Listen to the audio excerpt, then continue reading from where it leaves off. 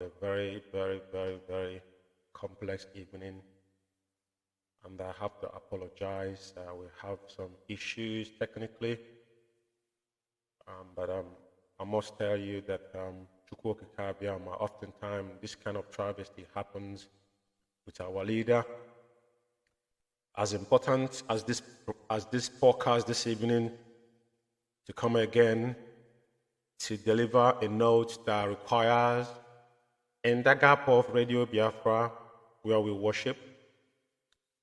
Our apologies, we have technical issues this evening, but as you can see, we are here. Firstly, I have to introduce myself. My name is Mazi Umeh. I reside here in United Kingdom, and I serve as one of the humble servants of indigenous people of Biafra, North London family to be precise. And as I welcome you, please welcome others. Today is the 3rd day of May 2023, year of our Lord. And it's approximately 40 minutes on top of the hour, which is 8:40 here in United Kingdom. I presume it's the same in Biafra land, the Holy Land of Biafra. Today is another wonderful day that the IKECHUKWU have made, that we must preach this gospel of light. Thank you, my fellow comrade. Today, my monologue is to start with what has transpired in Aba. Aba massacre will never go away for those that have committed this murder. This evil man that circles us, hoping that they were going to have a field day, they've forgotten that this journey was ordained by IKECHUKWU. Tonight, I just want to remind Biafrans that on the 31st of March 2023, there was a massacre that took place in Aba. To be precisely, between Ngwa Road and Osisioma, our men were mowed down on broad daylight, courtesy of Chike Doziem and his gang of criminals, China Sanworu to be precise. The faceless monk that lives in Kuwait, nobody knows where he lives. These men have no jobs, they are jobless people. They have got nothing to offer to us. But we must not blame our leader, because this gospel, when Onyendu came out, is a pure and is still. And that voice was what resounded and brought all of us together. And some of all these men was hiding under their skin. But you know what? This is what we expected. Without these things happening, there's no way we're going to drive home. So I want to bring to your attention tonight, because what they're trying to do is to deviate your attention from questioning those that have killed your own fellow comrade that is sworn an oath. Our oath says that you must not go against anybody working assiduously to restore Biafra. I myself am a victim of command and control, and we still stand on command and control, because at the end of the day, that is what solidifies IPOB. That's our foundation. You cannot take away the code of our command and control that are enacted in our code of conduct. Having said that, China Sanworu and Chike Doziem, these two individuals were solely responsible on what happened in Aba on 31st of March 2023. Like I said before, and I'll reiterate tonight, because there's some voice I'm going to play tonight for some obvious reasons, for some people to understand that what we do here, and like I say all the time I come on air, there is no prejudice in what we do. What brought us out is because that Radio Biafra has been hijacked by a bunch of criminals. Those that are there has been boxed into stupor. They cannot speak for themselves. Even the veterans there, their children was murdered in Aba. None of them have the balls to question what actually happened. Instead, they were involved in the meeting held the day Akwarama, when they were single-handedly murdered. We know that 50 men fell. But Akwarama men there is the light of Abia State, because Onyendu said, in every country, coordinate represent me. Mazi Nnamdi was mowed down on that very day. They killed Akwarama men there, courtesy of Chike Doziem As like I always said, I'm going to bring video they analyzed the first broadcast I made to, I think the third broadcast I made towards this to explain, because we are not here, like we said, I borrowed their word to kneel them to coffin. It's not business as usual. You men will never get away with what you guys have done. I saw some of them, especially China Sanwo-Olu, sharing Ekwelumado's travesty, what is going through in United Kingdom. But guess what, China Sanwo-Olu? Your own might be worst. You know why? Because though you live in a fourth world country, I don't think you've been in Europe, I don't think it's your choice to go to Kuwait, but that is where the weather got you. And thank God that IPOB made some of you to know where you were hiding. I'm not bragging about it. Wherever I live today is my choice, because I've been around the world and I'm proud of it. And I can tell you categorically, the ticket I've traveled, if I give it to some of you, maybe you wouldn't even think of going anywhere in your life. But why am I saying all this tonight is because it's very, very important that we separate the chaff from the wheat. We joined IPOB not because someone preached Biafra to us. We came out, we had a voice. That voice is what brought us all together in a consistency that we must apply that particular thing. What brought us together is ideological consistency. We are fighting for one thing, freedom of our people.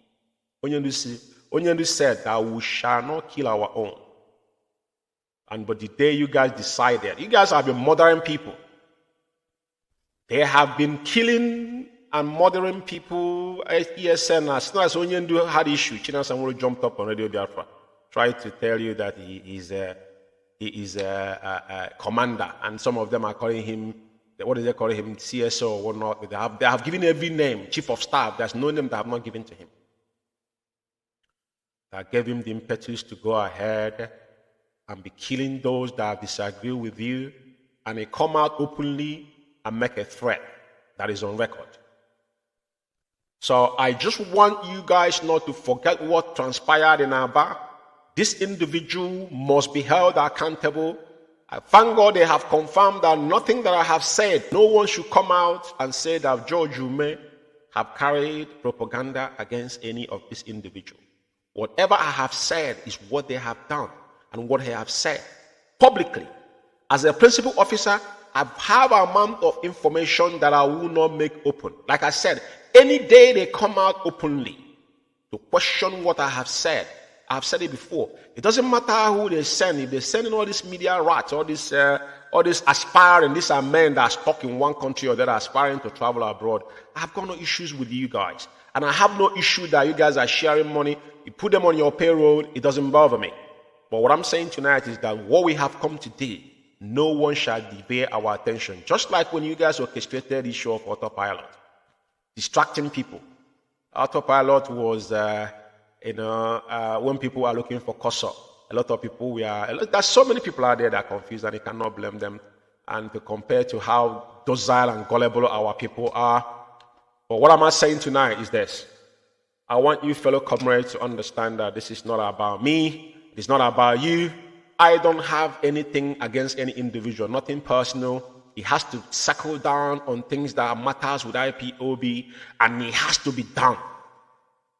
Any day you go contrary to what our code of conduct have said, then you have sowed the seed of discord. And people like us will not see eye to eye with you. It doesn't matter who you are. It does not matter who you are. So tonight, I just want you to understand that what happened in Aba will never go away. I want them to bear that in mind. And China Sanwo-Olu, regardless wherever you are hiding, because now you're giving people impression that your accomplice is looking for you. These are the people you are collaborating with, killing our people. And also IKECHUKWU, because what does he call his name, have come Umeh. As bad as they might be, we think that these men were bad, but at least they have done something that visibly we can see. Though they are the one that picked you guys up and they know your capabilities. They know your limitations, which Umeh analyze on audio, which if I have time one day, I will just put it and stream it for people to listen to. So the reason why I'm bringing this as my monologue tonight is because it's very, very important people not being deviated from the truth. We don't come often on air because simple reason is that we come here to lay things to bear. That is why it's called the critical analysis. Biafra Alpha Power Media is standing in the gap of Radio Biafra because that is where we preach, and that is where the organic truth without that it doesn't, you don't mix matters in IPOB and Radio Biafra. But since these individuals, these criminals, have laid all the things they've accused people is what they have done. They hijack Radio Biafra, they kick people out, where we contribute our quotas. And to be fair, majority of these people, if we say today, hashtag, show your receipt that you pay your dues, he found out that these men are ghosts. These are a bunch of retard, bunch of wretched individuals. When you say that wretched people does not do freedom fighting, means no. It's not big. Wretchedness is not about someone being poor. Now, you had it all, but you're not satisfied with it. That's the apple of wretchedness. You live in abroad, you work, you earn money. Some of you are now working and getting social where you live, but you cannot contribute a dime. Even in the United Kingdom here, I know a lot of people in the meeting, even common £5 we put in as offering, they will never put it. I have not seen them done that before, since I've been going meeting with them. But sometimes you don't question people, because IPOB don't pressure people. But now we understand, and those kind of people are today are the ones that are very, very active to deal with and divert our funds and all that kind of nonsense. So I want this to, because subsequently I'm going to play a lot of videos. I have a technical problem. I shouldn't have come in on air tonight, but the devil is a liar, because the truth must be preached. So now I want to make a very big references on what is happening. There is a memo, not a memo, I think a personal, imagine Chikedozium writing memo, the fellow DOS. Let me put it that way. Madam Nnamdi is heading finance in IPOB.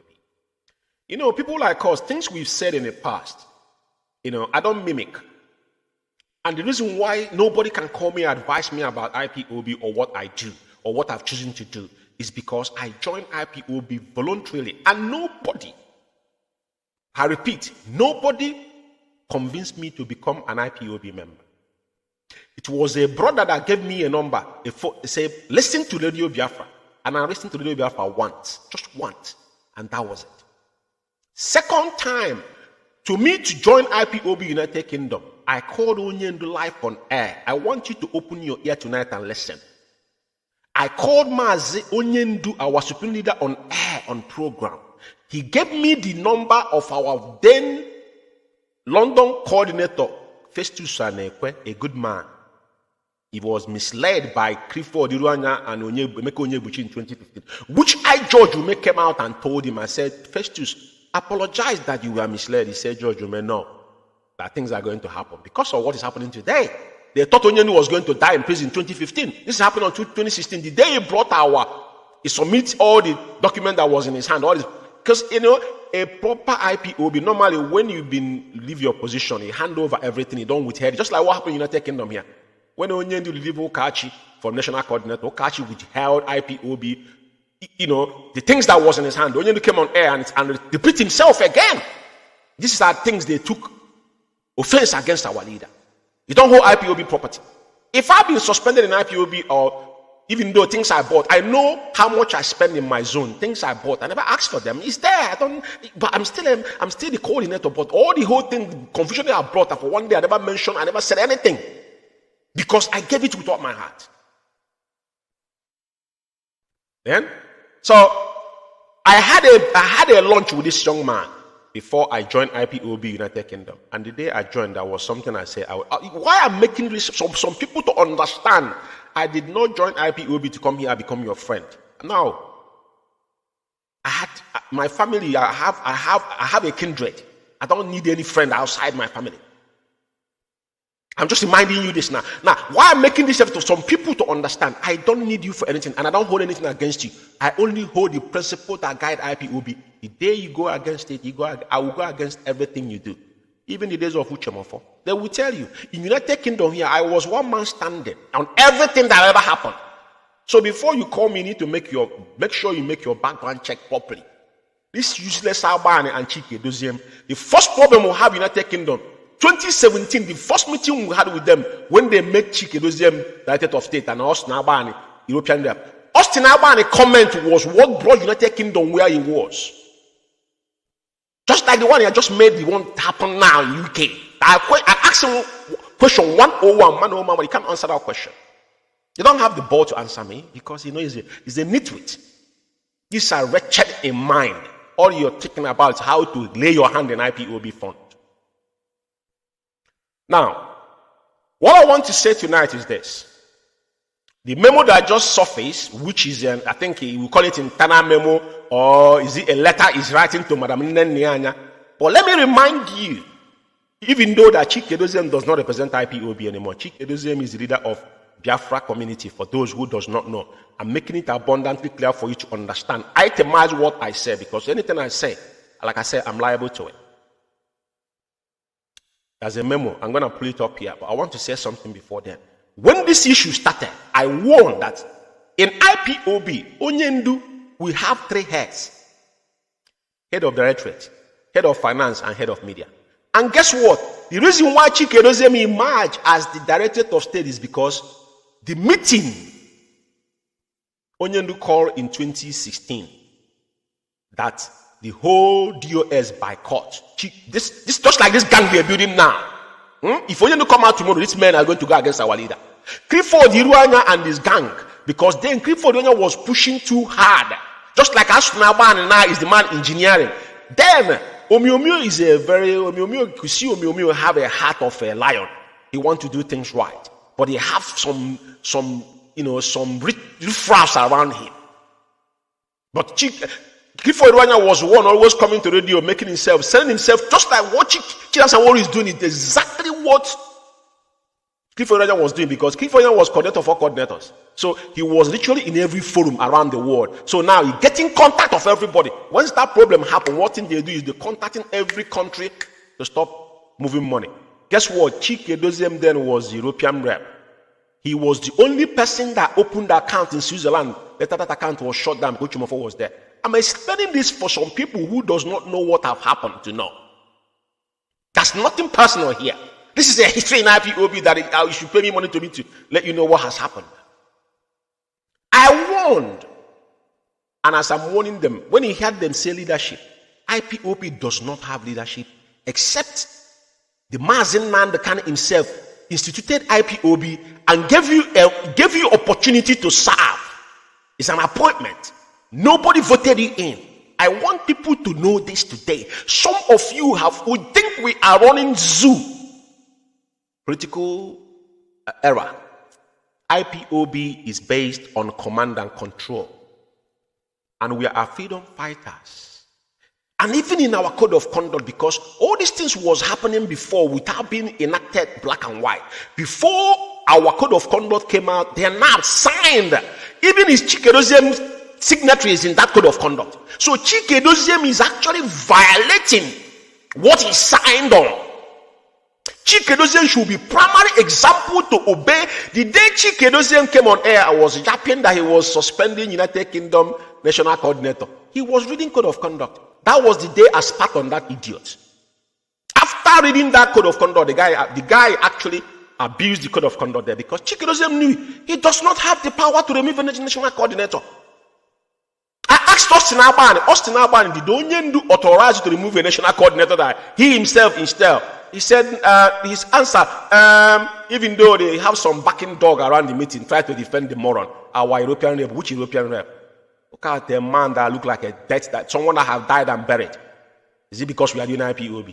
Take a walk there. I asked him a question, he wouldn't answer me, because he's a twat. Right? So reason why, and I'm warning people, IPOB does not have leadership. There's no leadership aside from how the structure of IPOB, because if Chike Edoziem mind his business, there won't be a problem. No, but this was an agenda of 2015. He was part of it. He betrayed Umeh because all of them agreed that they won't go to that meeting, but Chike Edoziem surfaced. Let me tell you something. That meeting, Umeh came. Madam Anya was there always. Chike Edoziem came. And Chukwu former came in that meeting. That is why there's so. And when our leader says something, it doesn't reverse. Just like the day he disbanded UK. Austin Alban was his mouth, his saliva was coming out of his mouth, begging Onyendu. Onyendu tell all of you are acting like a rat in a cage. Go to hell, all of you. Onyendu just walked out. It was because of one of our sisters that passed in UK here made Onyendu reverse that. before now install a new national coordinator. But they never rest because all of them hold against Onyendu because Ukachi was not removed. Ukachi was made a director of medical corps, even a bigger position. But he could not excel there because, the truth must be told. When he went to America, he met his fellow doctors and found out probably his own doctor was beneath. I will leave it there. But let me come back to the issue of finance tonight.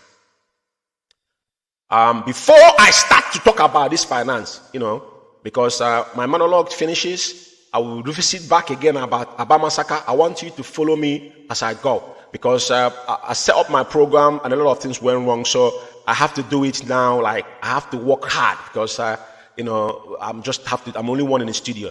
The auditor is not here. My editor is out. So now, I want to play the voice of our leader concerning finance.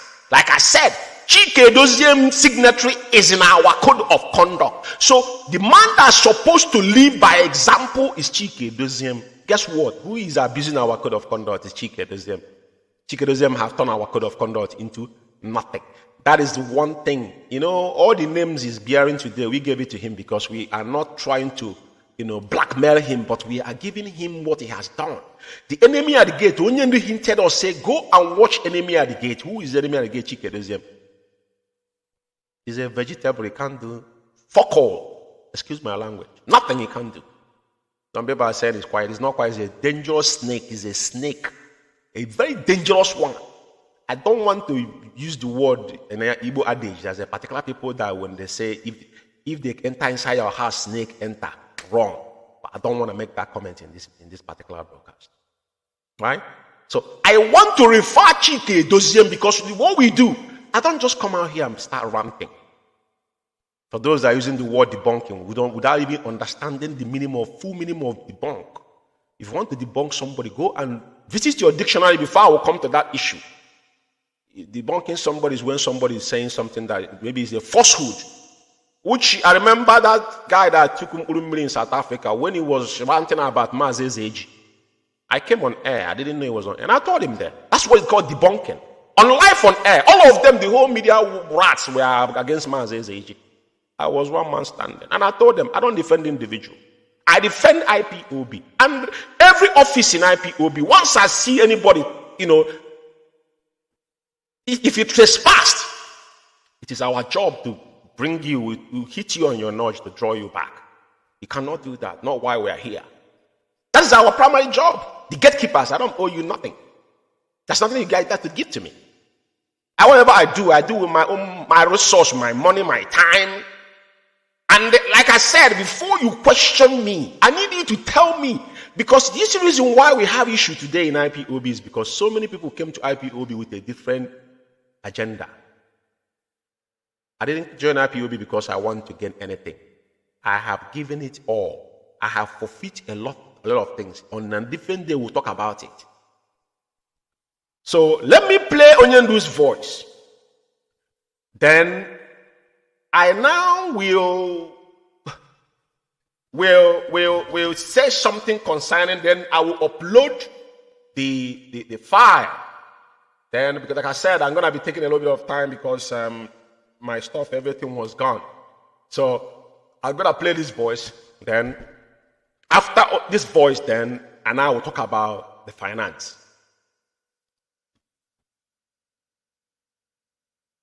Biafra Alpha Power Media International. Anytime you get a call from our sister Nene, then you know you're in very serious trouble, you have done something wrong.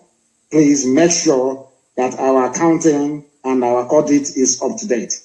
I do not understand the reluctance of some individuals in the US to remit the money that people have contributed to ESN. I don't understand the reason why you're holding it. I don't know what for. Please. And I have maintained that any accounts that we have that Nene cannot see, I do not trust that very account.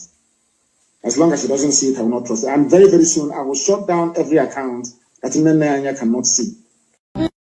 Biafra Alpha Power Media International Is our overall finance officer, IPOB Worldwide. And she is a woman of immense integrity and substance. One of the pioneer contributors to Radio Biafra and IPOB before a lot of people came along. Anything she tells me, I believe, is gospel. and everything is properly documented. So anytime you get a call from our sister Nnamdi, then you know you're in very serious trouble, you have done something wrong. Please make sure that our accounting and our audit is up to date.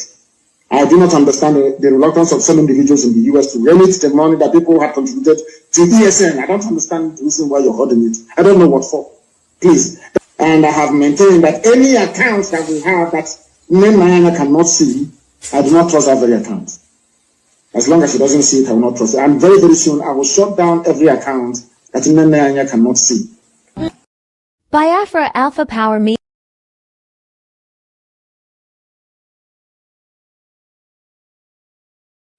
Okay, now I'm going to upload the internal memo they sent to Madam Anya, which I think Madam Anya actually made it abundantly clear yesterday, if I'm not mistaken, on a program they held yesterday. But having said that, it's still our duty to come here to let things to bear. Now, the reason why I'm going to pull up this now is to show you the agendas of Chike Doziem and his gang of criminals in IPOB. I want to just a little bit, let me put this up a little bit so I can actually see what it is. Now, not approved anywhere. You know, the account there is being on X, which is fake. Now, I want to read the paragraph of, I know a lot of people have read this, but I want to read it before I can comment on it.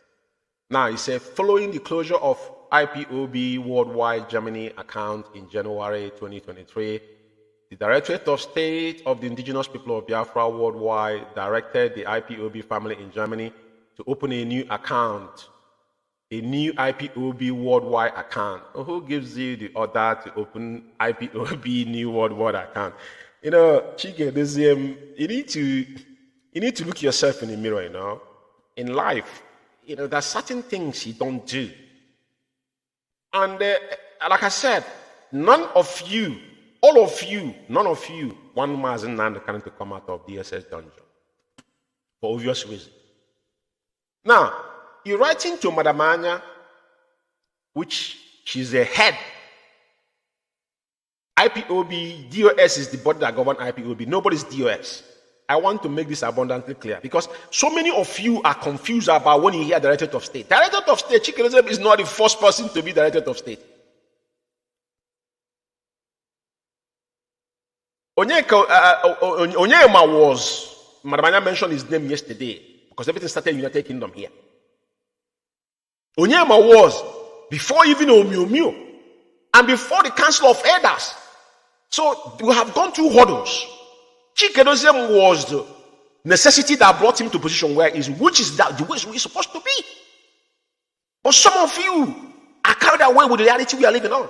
So now, Chike Doziem, when Madam Anya was in the Chike Doziem was not there. That's the fact of life. Chike Doziem in March on 2017, I was here. Necessity brought him in. Now, you want to speak to Madam Anya.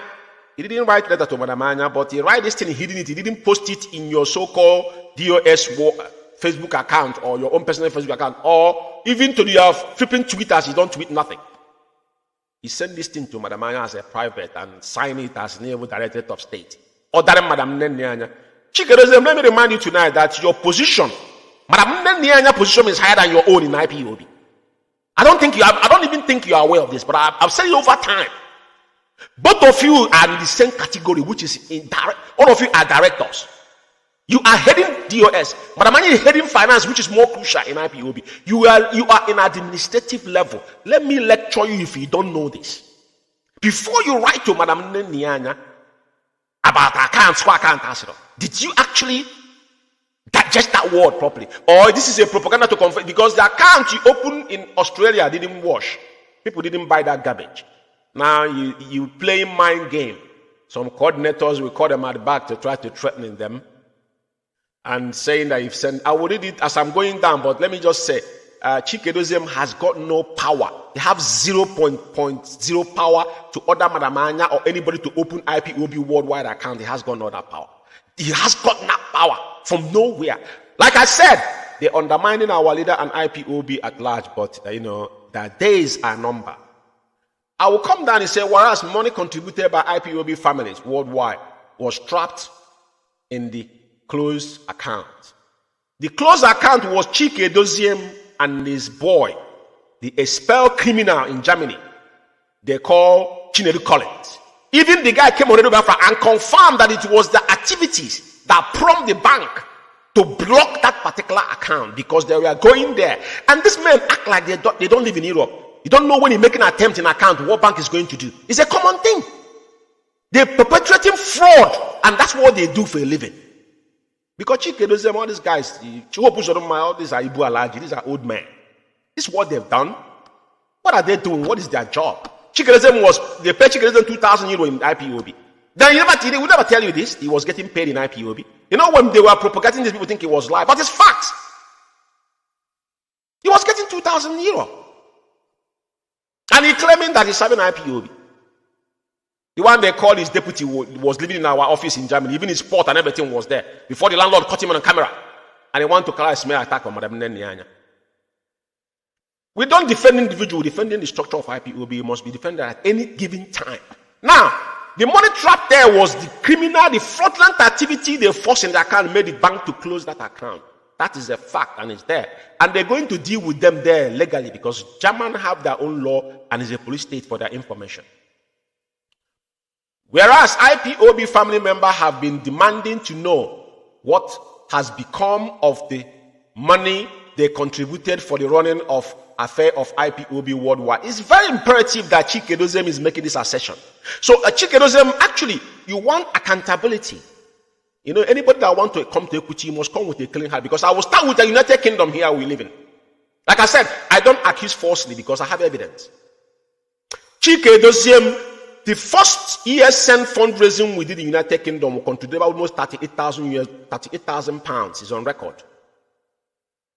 Chike Doziem, that money was in an account that was one person's signatory, which is Sophia Kanu, which is online account. Online business account. But the lady told Madam Anya that he's going to add somebody, a lie to Madam Anya. Even I said this in many occasions in the meeting. After we did this fundraising, the lady actually blocked Madam Anya and the assistant here, which is, she's the one heading the Southeast Regional in United Kingdom. But you know one thing, because we said, in this life, once you're doing something and you know your hand are clean, okay, we always fight for you. We did not know when the woman locked off all their the finance team. Madam Anya was viewing their account just like he viewed in America. He locked out Madam Anya, he locked out our Mrs. Awu here in United Kingdom. But one day in a meeting, Chukwuka struck her to say that even though you Chike Doziem was aware that Umeh account was falsified, every document that transpired in Umeh account, I have them. My next program on finance, I've been saying this for a long time. But now I'm going to make a special program for IPOB worldwide. I thank God that you make this mention here. So you telling that IPOB worldwide want to know what happened to their money. Chike Doziem, we want to know what happened to our money contributed in the United Kingdom. The lady confirmed that you ordered her to move 10,000 pounds to Umeh account. Even after you have come to Radio Biafra and stopped Umeh account, he still ordered her to pay 10,000 pounds from our money, which up to today we don't know what they did with that money. These are little stuffs, and this is how you guys started. It's just like Michael Iruanya said he left 8,000 euro in Italy coffin. And I asked Michael Iruanya, he came to United Kingdom, he was here running Italy. What was that 8,000 euro? What was it for? If all of you are not criminals. Why are you holding IPOB fund? Madam Anya come on Radio Biafra every day shouting, once you get our money, please remit it. We'll have IPOB worldwide account. So I will ask Michael Iruanya again tonight because he was trying to advise Ogro and some nitwits, you have in Italy there. That useless guy that used to be in the Biafran television. He never paid, for one day has not paid even common monthly due. Don't talk about our common, the least is what's it called? Defense fund, which is welfare today. When we paid it, it was defense fund. All of you are jumping up. You want Biafra. You want Biafra with whose blood and whose money? Yeah? You want Biafra with whose blood and money? Now, it's good that Chikedozie now is questioning that Biafrans want to know. And it's very important that Biafrans are asking this question Biafrans wants to know. Everybody wants to know. And I'm asking Chikedozie tonight. Let's start with United Kingdom. All the money contributed here, even the last one before Chineke Ekwensu Ogoko, you are calling George Umeh. Turn back. Amadio, how strike your generation. All that money, where are those money? I just want to make this fact, because it's very important. Like I said, as long as you have soiled your hand in this journey, anything you do will go against you. The land of Biafra will go against you. Now, I will read down because he said, having regard to the fact that it is the responsibility of the Directorate of State of Indigenous People of Biafra to ensure that funds contributed by IPOB worldwide are not misappropriated for whatever reason. Very, very damning, the sweet words. He's trying to bamboozle some riffraffs. Maybe they think you're talking this from a sense of someone that is pure. Chikedozie, you have got no business with IPOB finance. Let's go back to 2015 era. Have you forgotten what the jingle was then? Is about even if time permits me, on this end of this broadcast tonight, it doesn't matter if it's 2 hours, I don't really care. But I'm going to play Onyendu's voice. When Excellency interviewed him in Atlanta, when Onyendu came out 2018 or 2019, he went to America. That is the question. The guy, that gentleman that we are representing, Umuchukwu writer, not all these monkeys that is there now. I'm talking about man. What Onyendu said in 2019 or 2018, if I'm not mistaken. But it's very, very important that this guy is using his own self, kneeling himself. This thing you have wrote now is actually you're kneeling yourself in a coffin. But Chikedozie, let me ask you a question. If you actually is your responsibility, what did he say to Madam Oyibo? Let me start because I have the document. I want you, Chikedozie, to remember that even the report sent to you, we have all these things as a file. Some of you think he's gone away. It hasn't gone away. Sometimes you have information, but it depends how you present it. And I will give it to you. Very soon, probably this weekend or next week, you're going to get it. And all hell will let loose. 747,000 US dollars that was in that account. That was the money Onyendu was asking Madam Oyibo to move to LLC account. Because reason being, Madam Oyibo does not allow Madam Nennianya. He will give Madam Nennianya view in the evening, in the night she will log her off. And that was the statement Onyendu made. I think it's second to the last, to the third broadcast. Onyendu says some people are holding our money. It is not those two men that hold 70,000. It was referring to Madam Oyibo. But Chikedozie, you were aware of all these things. And even there's a damning report that was given to you. Chikedozie never reacted into all this. Even when this guy, this idiot that were in Senegambia, trying to travel to abroad, he couldn't go. Even some of them go through Wagad, through the desert. He could not make it. He went back, say he won Biafra. Now he's sharing recharge card media. When he started attacking Manamanya, all of you were involved because you guys know where you were. Nearly all of you were with Nelly. Everybody, we know all these things. Manamanya move money. The same this morning in Germany, you guys were targeting. Your eyes was that money. And now, if we're talking about accountability, Chikedozie, for the past 12 months, all the money that you guys have diverted in IPOB, I'm just talking about United Kingdom that I'm aware of. Even the 12,000 pounds you guys raised for the fraudulent so-called Abani came here and said they're talking about what is it called? He said they were raising what is it called again? What is that fund? This called that fund again? In UK here, even there was a lady that made a video against Kanu. Yeah, in UK here, 12,000. The woman, after she wrote something in our forum, I have it, that she's going to be the one to get them. The fraudulent, what is it called? What is it called? Is this in America? Because in UK here we have parliamentary system. I don't know why it's getting up my head. But at the end of the day, that 12,000, the money were nowhere to. Because when they came back and asked for ESN fund, people were asking, where is this 12,000? Legal fundraising. They say they have legal here. We have this man here. We have taken UK, the whole 3 arms of government to court here. It was not you guys. Where these £12,000 and that lady that we were ranting before? She called me a criminal. I told them, the only thing that can stand the test of time is fact, truth. Once you know your hands are clean, doesn't matter what anybody say. Like I said, I don't want anything from IPOB. I came to give my time and my resource. If you have that kind of mindset, just like Mazi can have done, I will play the video of Onyendu in Atlanta, what is the interview our leader after 2018 to 2019. So Chike, my question to you tonight, I want you to answer, because if you don't answer, I will come out again to give Biafrans all the facts.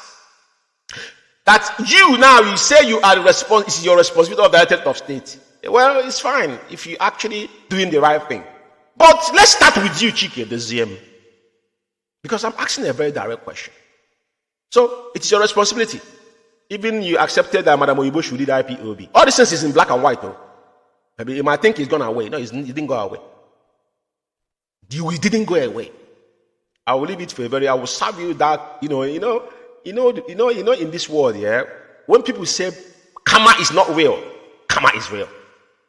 Now, he said the Director of State hereby direct you to transfer within this week all the IPOB fund in a former IPOB closed account into the new IPOB international account. They call vegetable. Now, you're ordering. Who are you ordering? You're ordering Madam Nnamdi to transfer money.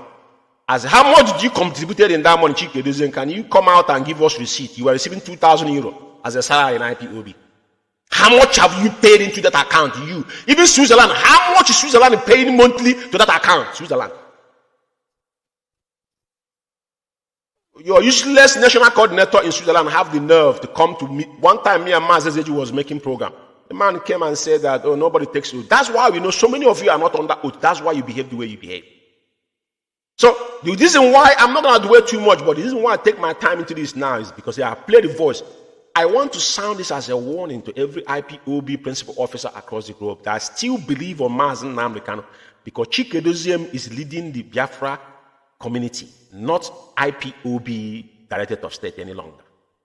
The 5-man gang they are building in IPOB is not going to wash with us. So nobody should pay dime to this account. This account is fraudulent, and their case is in the system of Germany, which they're going to go deeper in it, which I'm not going to comment on it. But what I'm going to tell you today, this particular garbage here, the account himself does not exist. This is a Cabal account. They have opened one in Australia. It didn't work. They're coming back to Germany. But Chikerism, he fell short because he have got no balls or power to institute anything of this nature. And this is where I'm going to land this. Now, a lot of things has happened. I want to go through this particular file and see what I can say. I'm not talking like this guy they call Chinas and all that faceless, jobless fool. You know one thing in life, yeah? Every time they want to distract these gullibles, they come up with some talk. The reason why I'm showing this is because we know how they play their games. Just like when they murdered our people in our bar, they want to distract people. He came falsely, denied them, and they think he was going to go away, but he didn't go away. I saw you sharing a Kweluma is 10 years in UK. Go and buy corn and keep it, because the atrocity you committed is not going to go away. Mark my words somewhere. This is a fact. Like I said, it can only happen in the United Kingdom. You see that the Kweluma incident, if it happened anywhere in the world, probably it won't get to this level. But this country we are living, that's what I said to some of you. You found yourself in Kuwait, because I've overheard you one time mocking people that live in America and Europe, the kind of job they do, as if you're in Kuwait. What do you do in Kuwait? Even if you work in an oil company, who gives a damn about it? You made money for your family. Who gives it? But you are mocking people because you have said a lot of things you've forgotten that you said. Your vindictive manner and the way you speak arrogantly and vocally to your fellow comrade does not represent IPOB. Over time, I was listening to you because I'm a man. I take time Before you see me go after somebody, I don't just wake up and one morning go after somebody.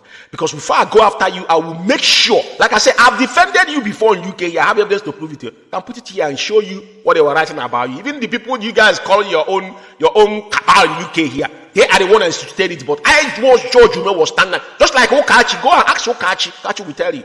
I didn't do it for Okachi. I did it for IPOB structure.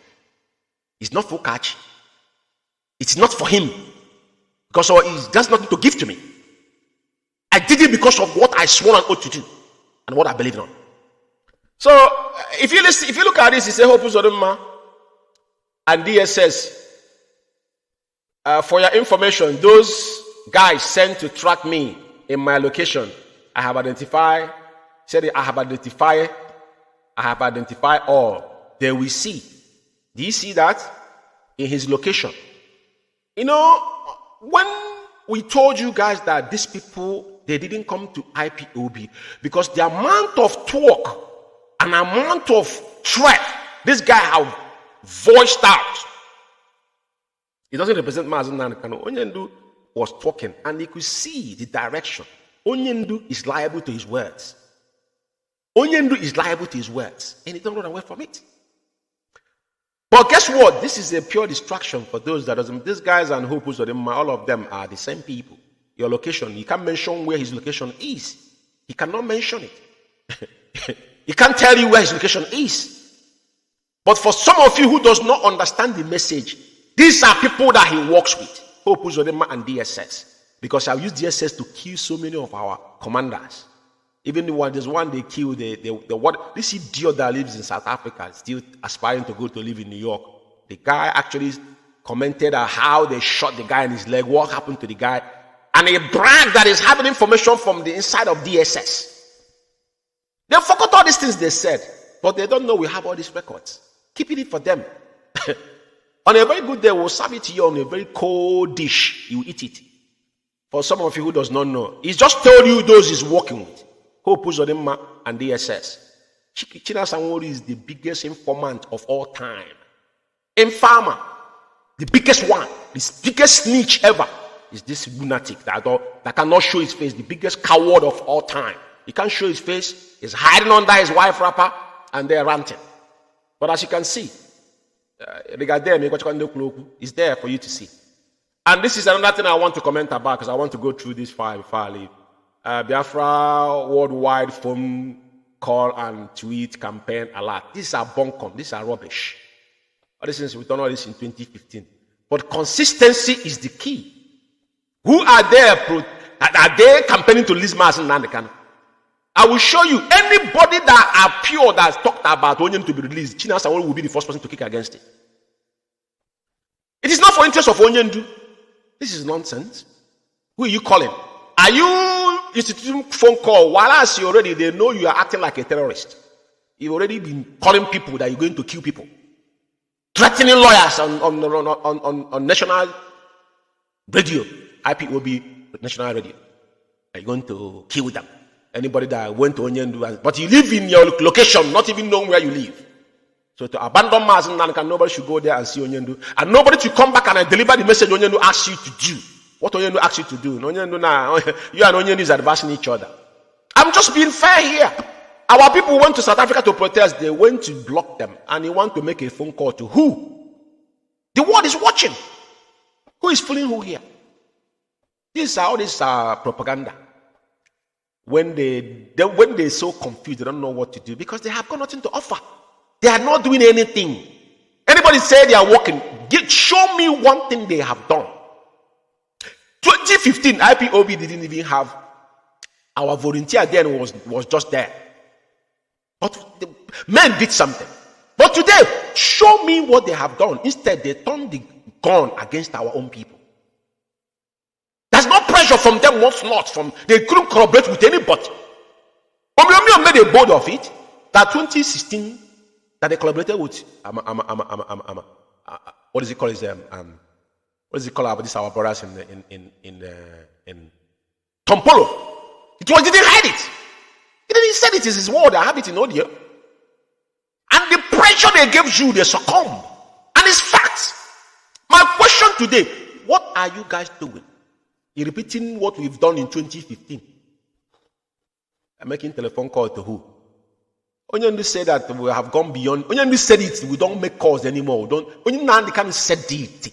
Onyendu said it openly. That after he went to Brussels and have conversation, they told him, "What are you doing on the ground?" They heard no Onyendu. But what strategy do you have to get our leader out? Instead, you are the ones holding Mazi Nnamdi because that's nothing you guys have done. All your body language was for them to kill Onyendu or to poison him.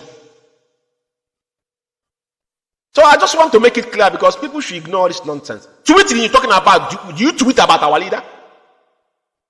Do you tweet our leader? And all this gang of criminals, are you guys tweeting even about Onyendu? No, the answer is no. Or posting on your phone. Now you're blogging on your page. After you murdered our people in Aba, you started blogging on your page. Think we are stupid? For the I'm not just saying it. I'm not saying people shouldn't call, but I'm just letting you know that you're wasting your time because it's not for the interest of our leader. That's nothing Chike Doziem and all this gang. They don't have. If they are for Onyendu, first thing they will do is to implement Mazi Nnamdi Kanu's request. Onyendu's order first. As long as they have not done it, they are the primary enemy of Mazi Nnamdi Kanu. And that is why anybody that come out to say that they want Mazi Nnamdi Kanu is watch the first person that will attack that person is Chinasa Nworu. Because Chinasa Nworu know that the evil he committed, even the land of Ngba will not forgive him. I don't know. The reason why I'm putting this up here because all these people they give asylum paper without even paying our because to be honest with you, there's a lot of people that have asylum here, and I own a zone and I know how I address people. And it's mandatory. That's something that's mandatory because at the end of the day, even if you have a lawyer, you're going to pay a lawyer. But they are giving these people our official letter to go and get asylum. And people like us who paid all this money, because some people want to say, I pay this money times 3. I never seek asylum. That's why we see them, even though where they work, there is an obligatory to them, they must do what they ask them to do. Even though when they don't even know what they're talking about. Now, they're sharing card for people to go and do campaign for Twitter. I want to sound it as a warning. Mazi Nnamdi can never bribe anybody. We came out voluntarily. That's what I'm saying. We came out voluntarily. Fought and still fighting. I lost my first Facebook account in 2016 when they shot our first page in Medio Biafra, over 2 million followers. You will see this kind of things. You wonder why. Now they are inducing people to come out to defend them. This is one of the things they were fighting this young lady they call Neche, because they call Neche to come and openly defend them. The young lady, I think the sources of God said it, she said no. That's where all this whole thing started. Now they pursue her with DSS. Your enemy will not be my enemy. It's not possible. Just like when we came out here, they were mentioning Simon Ekpa. People like us, we came out. When we sat down and we look at what is happening, and we said, no, this guy is a distraction. Is a mere distraction. This man are the real devil within. The enemy at the gate. The enemy within are this man. I don't care what he does because he doesn't hold any. I say the duty of care to IPOB, not even one. I don't have a single one. Whatever they want, if they want to answer any name, it's not my problem. I don't care. Now, let me shock you. This is Chinasa Nworu. Now, he's attacking Emmanuel Iruanya. Or whatever his name is, even though I don't ascribe on this man. But anytime anybody genuinely came out to voice out that Mazi Nnamdi Kanu should be released unconditionally, or any way to the federal government, because Chinasa Nworu and Chike, all of them are working for the Nigerian government, they will kick against it. This is apple of it. Now, they have got no strategy to get our leader out. They don't even want people that go to Onyendu to even give out the message Onyendu have given them. He is the one that firstly right that Onyendu was poisoned in DSS.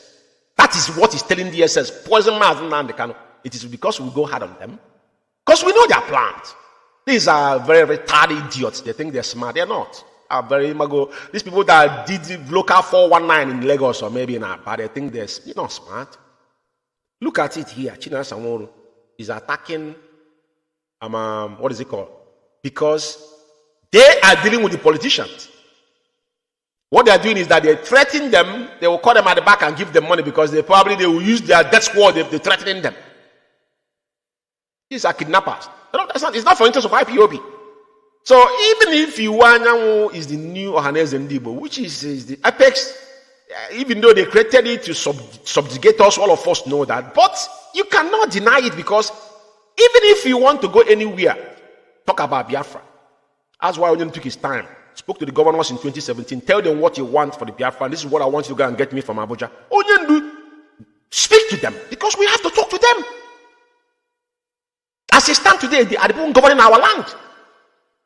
Legally and voted constitutionally. So you cannot take that away from them. But you can pressure them to now to agree on what we are doing. But when they say to Liz Onyendu, you kick against it. So how do you gonna get Mazi in that kind of list? Obiozo himself, all those people, you guys are walking around them. If Emmanuel Rirwan is a hypocrite, what are you cheating us on? Thomas and Nandekan. Evidently, and they want him to condemn the death of innocent. Thousands are killed in Imo State and home burnt.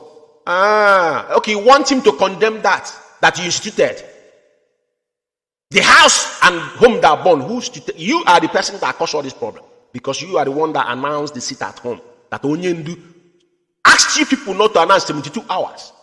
But you want Emmanuel Rirwan to come and condemn about the killings. But he never condemned the killings of the ones he killed in Aba on 31st of March 2023. Do you see how demented you are? You see, when you saw your hand, this program is called the critical analysis. I'm not here to play around people. I don't have time for that. What I'm telling you is that what you have just written here now have done show that how hypocritical and evil and devilish you are. He wants Iwanyanwu to come and condemn the killings of thousands of innocent Biafrans killed in Imo State and their home burned down. But let me ask you a question. Who initiated that particular mayhem in our people? It is a single mistake you guys made, because you choose to carry on something you know nothing. You're claiming that you are a commander, but you live in desert. You are not on the ground. Not you have been tested like Mazi and Kanu, because commanders will die for Onyendu. I, George Umeh, will take a blade for our leader. Ask anybody in United Kingdom. If Onyendu is here, we're doing anything.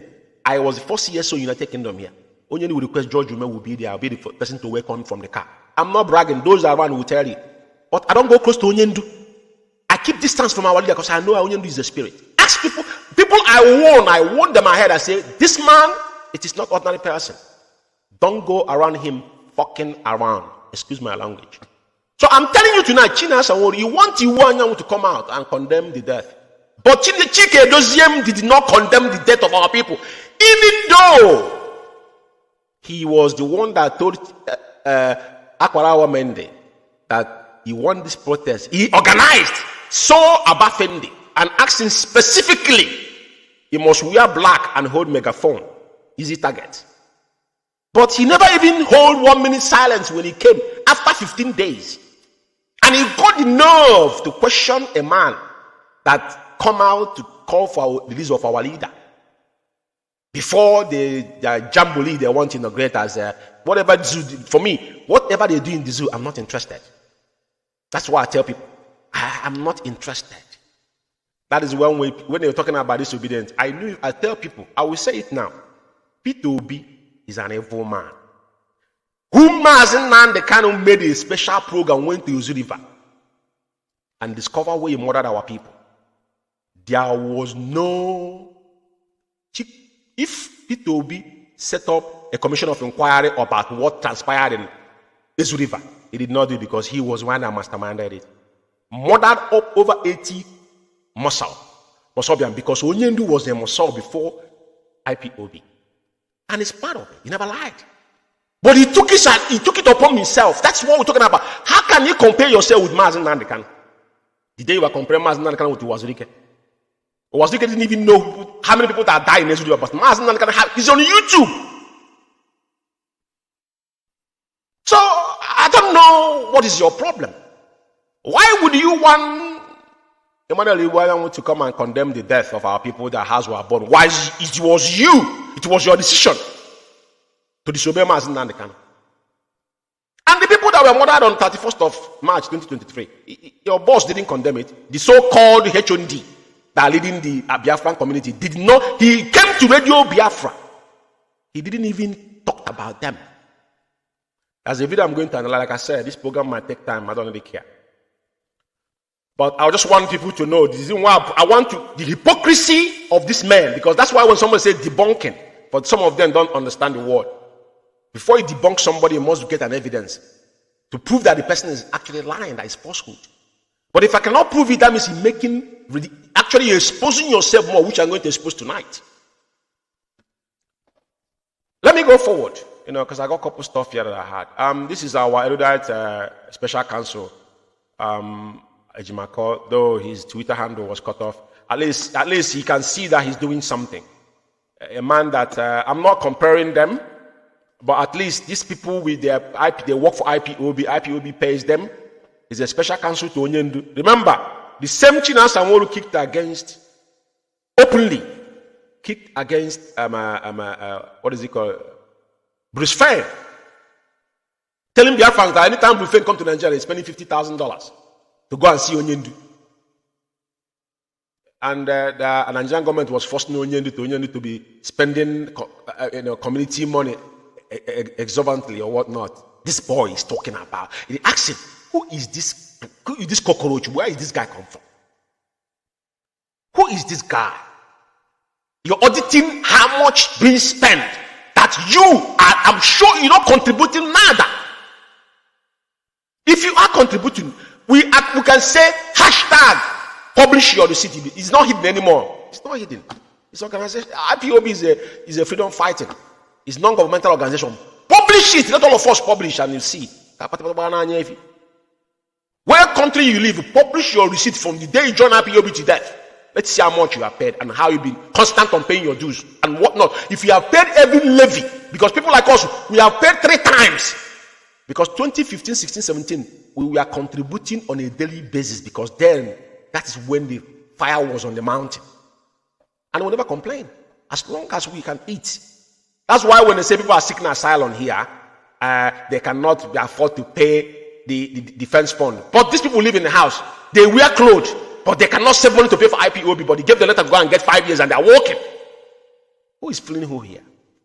You people bastardize IPOB now, using it to oppress people. You commercialize IPOB, but we are here. So, and I'm going to give you a video or audio, because Ejio 4, like I said, Ejimako here, as long as Ejio 4 is in the side of the evil man, Ejio 4 is the one undermining Onyendu. Because Nnamdi Ejio 4, this colleague brought a memo, which with his letter heading, Ejio 4 has never for one day come and dispute it. Even the tweet of Ejimako about Abraham Obonia in Germany, Ejio 4 have never for one day come and refute it, but Ejio 4 kept silent. What does it tell you? Ejio 4, I said it before, you are a professional, but don't let your emotion overcloud your intelligence, and which you have done publicly. You have mocked yourself. But you know what? Time is the only time. Time heals. And truth is the only thing that can stand the test of time. And you can see the difference between you and Ejimako, because Ejimako is a professional. And I have to say it. I'm not comparing both of you. You feel with sentiment and emotion, and you get yourself entangled. Even this 747,000, your name was mentioned, because I will do that program. Your name was. That's why I do not regard you. As long as I found you wanted, you become nobody. Your hands are soiled, Ejiofor. That is why you are going around getting an award. Yeah, how are you? How would they take you serious? Onyendu house was invaded in 2017. For how many years? Almost 4 years. He could not file it physically in court. He was granted an interview, but he could not file it physically. He couldn't organize and file it physically. And he called himself a lawyer. No, that is your way of survival. As long as Mazi can locked up in the DSS dungeon, Ejiofor will blossom. I said it over time. I'm not apology to it. So the Nzukumunna as well, everybody is doing what they should do. according to them, the handshake across the Niger, we had it over time, but at least when people do something, because we're asking them to do something, so when they do something, we talk about it, and not to be sarcastic about it. You know, we have to be facing the reality here, because our leader is in DSS dungeon. It is not your father or your mother that is there. His father and mother has died. It's not your brother. You might claim that Onyendu is your leader, but leader in mouth, not in your heart, because none of you love Mazi Nnamdi Kanu because he has been proven. But I have to thank our barrister, because he has done enormously. So I think it stops here, if I'm not mistaken. I will pull off this, and I'm going to now. There's a main thing I want to talk about tonight. You know, over time, I don't really respond to people where they say things. I'm going to play Aba Massacre short video for you guys to listen to. Now, somebody sent me a video. That was the broadcast I made on the 27th of April 2023 concerning this criminal. It happened that I think the Cabal sent one of their riffraff to say that, to try to analyze the video, and actually saying that he was debunking me.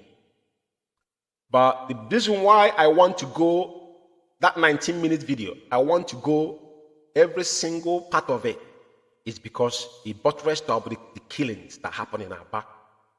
So I will not let it pass, because it's not about anybody that talked about it.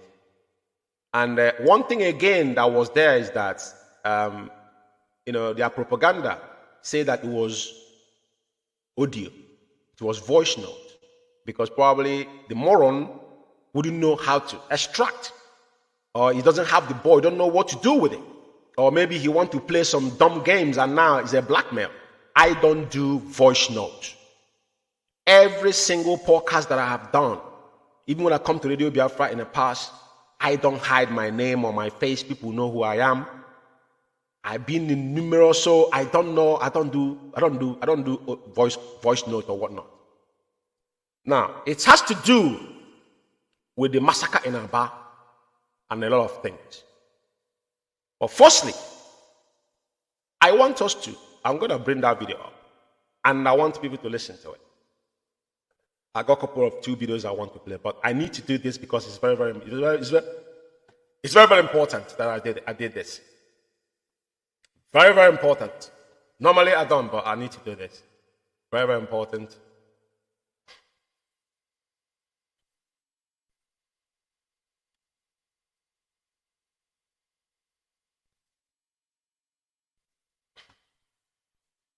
Now, because I'm definitely Biafra Alpha Power Media International. Biafra is all over the world. I'm definitely going to play the video on 27th, and but I want us to listen. I just don't want to give any credit, but I just want to listen for a very, very obvious reason. Good evening. My name is Kanu, and I am the special one. Biafra. I'm here to debunk one voice note made by one autopilot member or sympathizer by the name George Umeh. Sorry, I think it's echoing, but I will play this back again. Because it was echoing, I just want to interject on the first segment of the word this moron have just said. He said he want to debunk the voice note. That's one thing I want to clarify. This is not a voice note, this is a broadcast. And that broadcast has been rebroadcast many times, but I'm going to give a bit of it. It was on 27th. You could go to Biafra Alpha Power Media, Facebook, YouTube, or UK Media. Check on the critical analysis. The broadcast that was made on 27th of April 2027 is what this animal here is trying to get himself killed. So, but I will allow him to strangle himself because, but having said that, someone needs to tell him to get a dictionary and find out what is the full meaning of debunking before he start using words he don't even know the meaning. George Umeh. On this very voice note, there's a whole lot of claims by George Umeh. Number one, he talked about the protection that happened in Biafra land. He also spoke about the unauthorized protest in South Africa and even thanked those who disobeyed the leadership to do the protest. He also spoke about the runaway girl or the wanted girl by name Neche. I think I want because it's going to allow my video to play. But as he's talking, I need to interject. You see the, first of all, he used the word that autopilot or autopilot sympathizer. As everybody know on this struggle, someone like George Umeh, people that know me since I joined IPOB, I never flip-flop. If I can stand against people like Imam Mezu was the man after the heart of our leader in UK here. I want to lecture this clown because the last time I checked, this animal was in one hut in Mozambique, say Excellency part, when he was calling IKECHUKWU motherland. Which IKECHUKWU, when it comes to the Biafra, I, George Umeh, was the person that was actually with IKECHUKWU every morning. I have a slot in motherland. Every morning I'm on motherland. A lot of people don't know this. IKECHUKWU is alive. Don't ask him. Every morning, unless the day I couldn't make it. But I have a slot on motherland every morning on Radio Biafra. And there's no time I call our deputy leader, he won't pick up my call. Because you know my roles. So, and of course of IPOB, since I joined, I have never mistake or I have never entangled with anybody. Anything that happened from 2015, incident we had, I have in UK here, when he was here in UK, we were the people that went to Manchester. We always stand in that particular one thing on our code of conduct.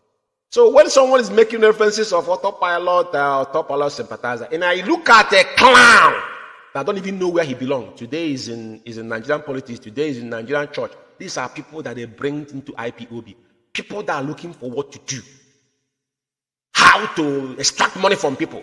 You become famous that you are part of IPOB. That is not why we're here. You are just, you just came out. You have not even reached abroad yet. It's still in South Africa. You have not. If I told you when I traveled abroad, I don't know what you were doing. I want to know what you were doing there. But I don't want to go into that. But for you to be associating me, George Umeh, with any of groups, I'm so pure for a drug addict like you to mention my name. But you know what? It's good. Because I want Biafrans to see how you expose those that have murdered our people with your own mouth. Because you are the weakest link. You have done a lot of damage, but they don't know. We have all the evidence. And those even you have threatened, we have them. But time will tell. I want to allow you to still continue ranting. And I'm going to take it one after the other. So, I want you to listen to George Umeh. What transpired in Aba on the 31st of March was abomination in our land. Onyendu said, for Biafra to come, we must be white and whiter and whiter than snow. Onyendu said, if we kill our own, Biafra will never come. That is why Onyendu make it openly. That was Wike, you see him flip-flopping. Because in this world, one thing that stands the test of time is truth. I'm letting you guys know tonight because at the end of the day, we owe nobody no apology because what we are doing is what Okeke have called us to do. So what they're doing is to deviate your attention from the onslaught that went on in Aba, and we say no to that. This man must be held accountable of their heinous crime in Biafra land.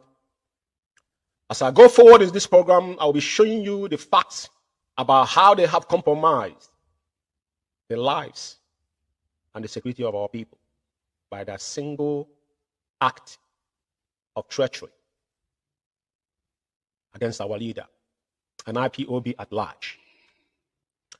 Now,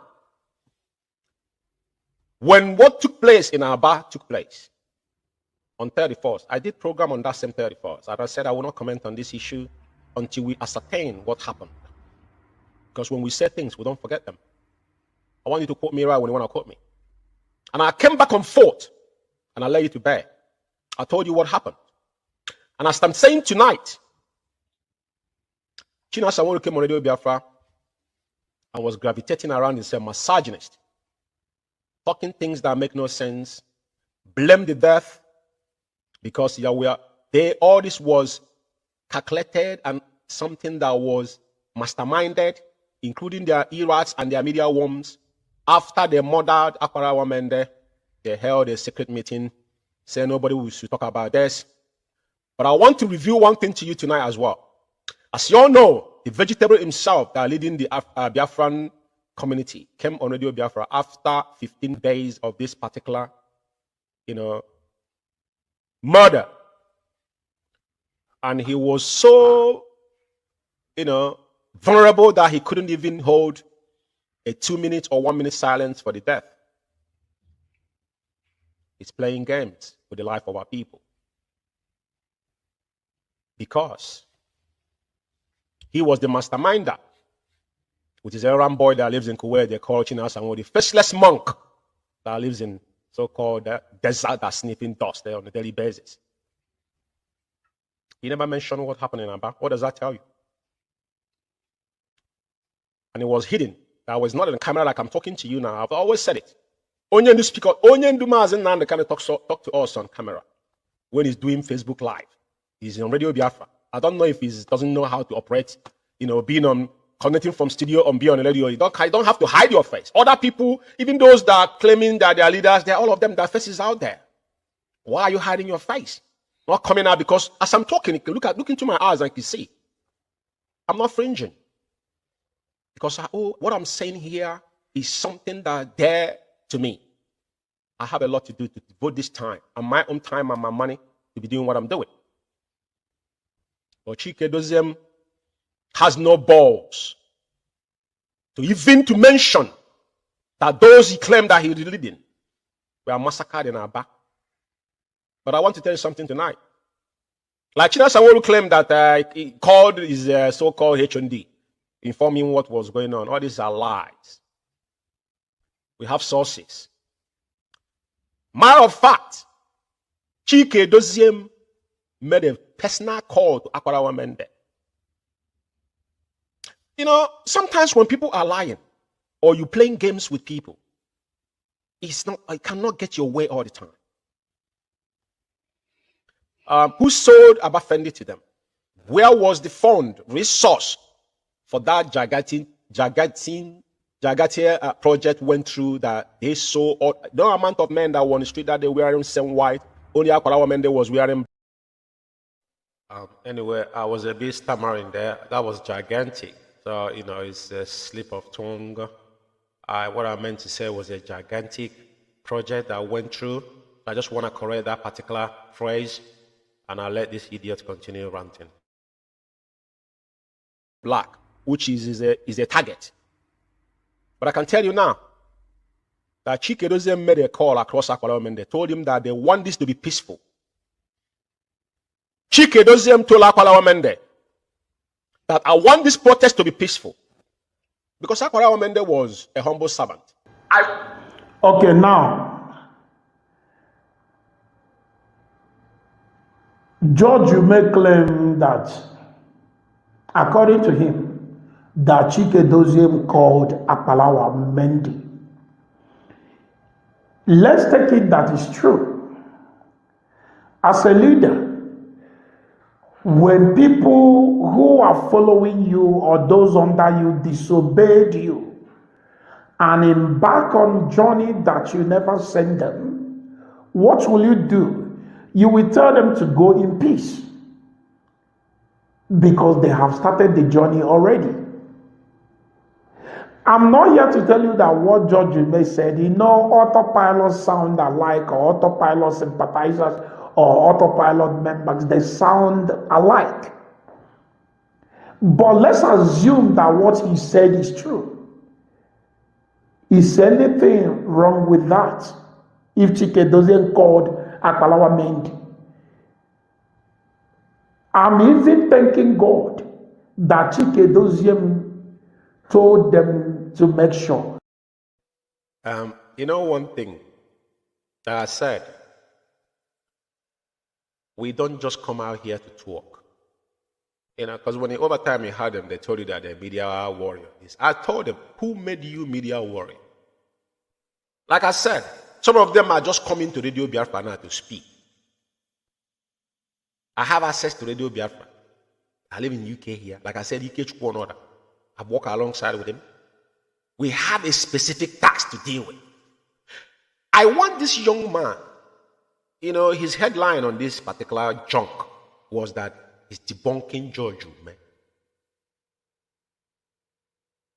But you have not said that what I said, that I'm lying. But you say, let's say, that is agreeing with what I said.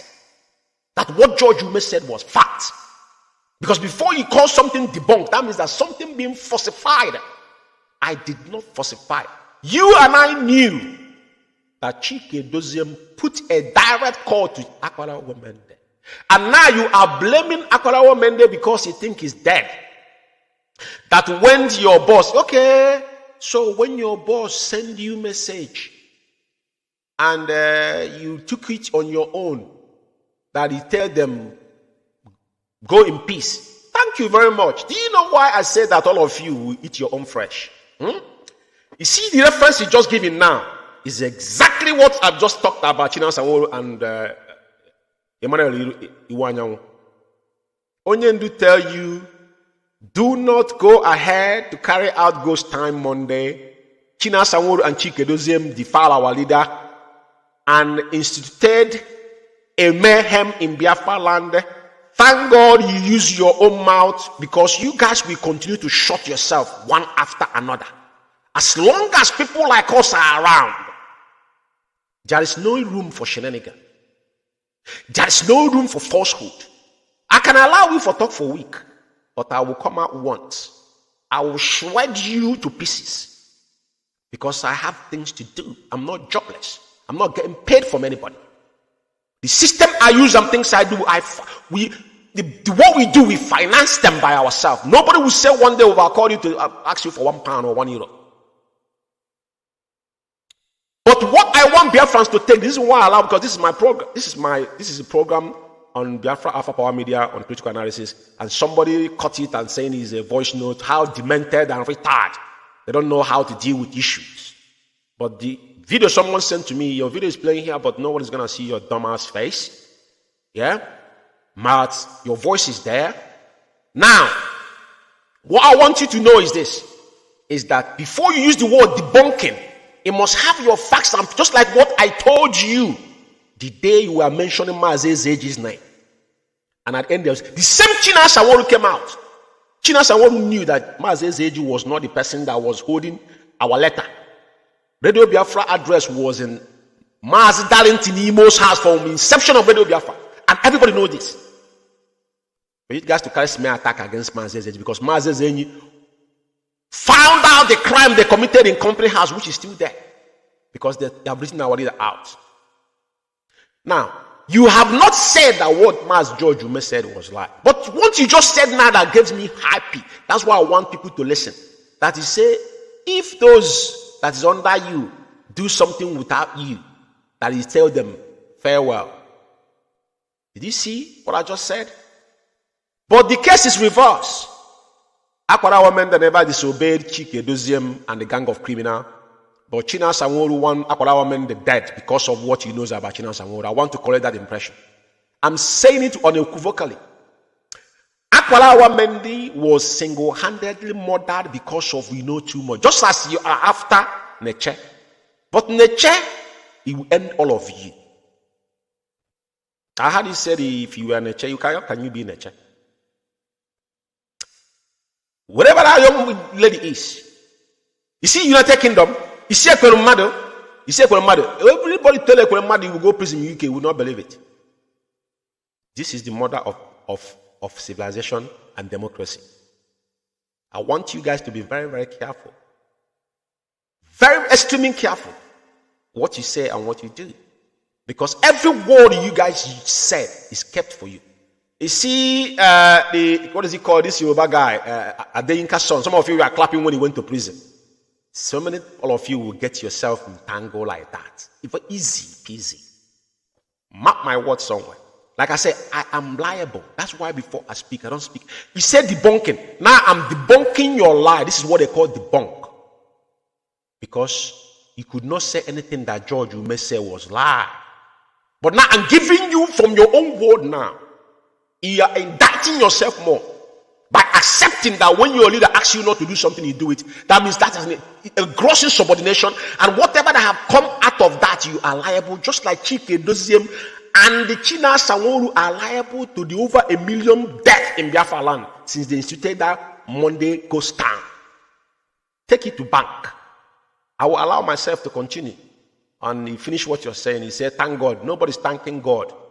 And in your demented mind, Chike Doziem couldn't find it worthy to mention the dead because you know the dead are haunting them. Now, I want to use this opportunity to tell Biafrans before I forget. Remember, the vegetable came and told you to go and buy colon out on 30th of May. But he forget to recognize people that he sent out and they were murdered. I want you to do me a favor. Buy that cola, as he said. But the case will be reversed. Your prayers will be reversed. Your prayers will be any man or woman anywhere that is against Biafra restoration and Mazi Nnamdi. May the land of Biafra be after their generation. And they will never be alive to see Biafra.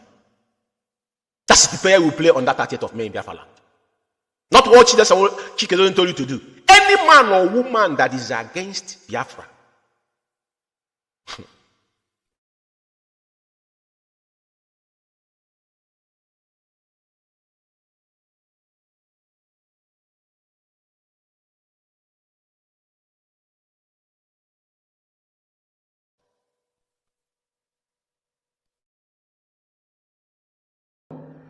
That the protest will be peaceful. And I thank God that George Umeh confessed that. Well, let me clarify the protest being peaceful. The protest will be peaceful because they disarmed them in every area they could have defended themselves, even physical and spiritually. That was why that was said to them, because they've already have a plan. That is why they ordered them to march from Osisioma to Ngwa Road, which they have 2 barracks in between. And when the zoo murderers was killing them, all of them take off their shoes. They are in toes on the floor. What does that tell you? I'm asking you tonight. Like I said, we have sources. The reason why Chike Doziem made that comment is because they disarmed them physically and spiritually. And that is why they yanked them off.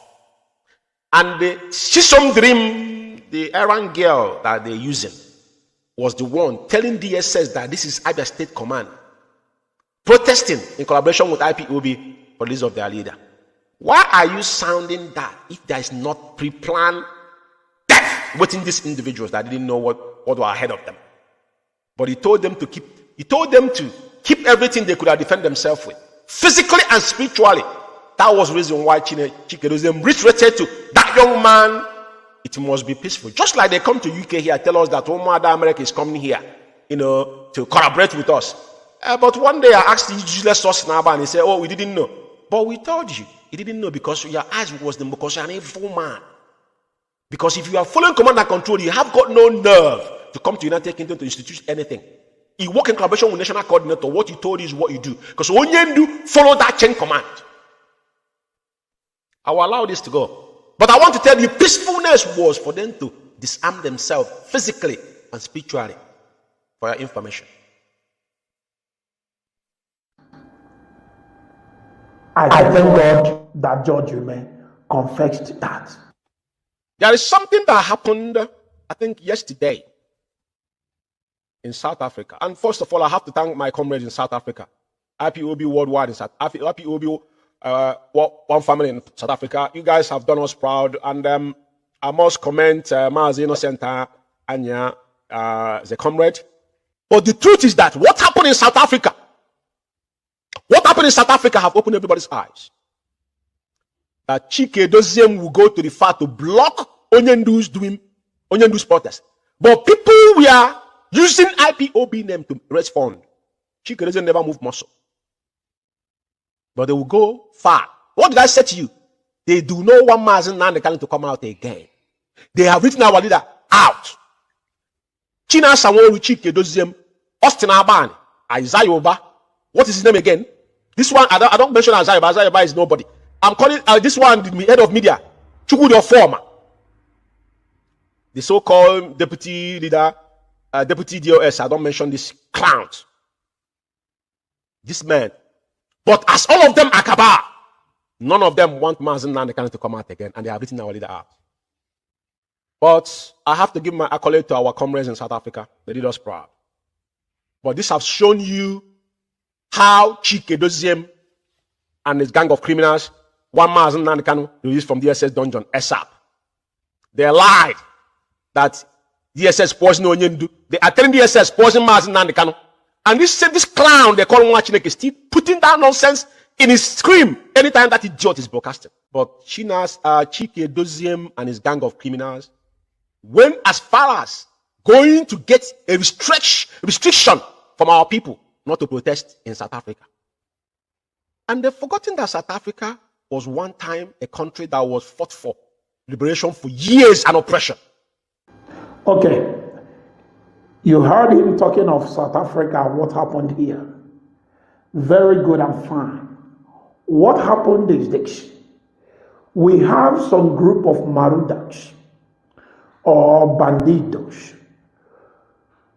who think South African IPOB is a joke that anyone can take advantage of anyhow you want. So what these people are doing is to be going about with IPOB,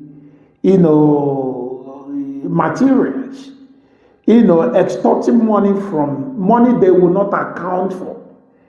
When you demand for accountability, it will turn to fight. So, because of all these things, we decided to go to court to get court injunction, to restrict them from doing some certain things, from doing everything. Not some certain things, from doing everything. So, that's what they are now complaining that Chike Doziem sent us. No, Chike Doziem did it. In fact, it was even Chike Doziem that stopped us from doing exactly what we planned to do that very day. So I think they should be grateful. Like I said, ignorance is not excuse in the court of law, because this clown, I don't think he has read, because when he say we, he asked him, what is your position in IPOB? He had no position in IPOB. The parallel coordinator they gave you in Joburg, you have not held any meetings since they gave you parallel, because that is the agendas of these monsters to destroy IPOB. Having said that, you're calling people Marudas. You don't even know the meaning of Maruda. Because you use word, you won't even define the word before you use it. The people you're referring as Maruda, you and them, who is actually Maruda? You talk about accountability. Accountability should start from Chike Doziem. Accountability should start from Chike Doziem. Firstly, that's number one. Number two, you want to restrict them. But all of you were busy on social media, distracting people, calling Simon Ekpa, but none of you nobody restricted common restraint order to Simon Ekpa, Chikedozium, and us in Alabama couldn't do it in Europe here.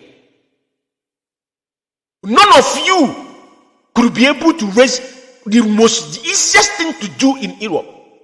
It costs you no less than 50 euro to activate restraint order before you actually sue somebody. That's why when they brought that nonsense from Germany, they suing the young man. Why are you guys making caricature of yourselves? To distract people. Every day you want content to come on social media ranting because you are in one of their payrolls. All of you are on the same level. Because if you're not getting money, is that where you're selling your hair? Is that where you're breaking the bank? Huh? So what you're saying to me is that your restraint order you brought is to stop them from everything. Then did you stop them not to protest? Why didn't you stop them to protest that day? Do you see how you guys are making mockery of yourselves? You need to go and read the history of South Africa. I was in South Africa in 1998. When some of you don't even know where South Africa is. In 1998, I was in Joburg. In 1998, I don't know where you were then. 98, I was in Joburg. For your information. So when you talk, you need to think deep. Because I don't think you're maybe too much of meth has damaged your rudimentary, but I'm not mistaken here. So you guys raise restraint order against people that want to protest for Onyendu. Even if it's our enemy. That's why I say you guys don't represent IPOB. I give an example. In UK here, when we had issues in 2015, all the people that sabotage still attend protests when we have the nationwide protests in UK here. They come on Trafalgar Square. You dare not talk to them or touch them. It's a public space, just like what they did to Mazi. They didn't understand all this. Even if they come to meeting, you don't even have the power. Because if you call police there and they say they are part of this family and can prove they were contributing money, you don't have that power. You don't. You don't live in a zoo and you're talking trash. Somebody needs to educate you a little bit. You have no whole position in IPOB. You're jumping from one boat to another.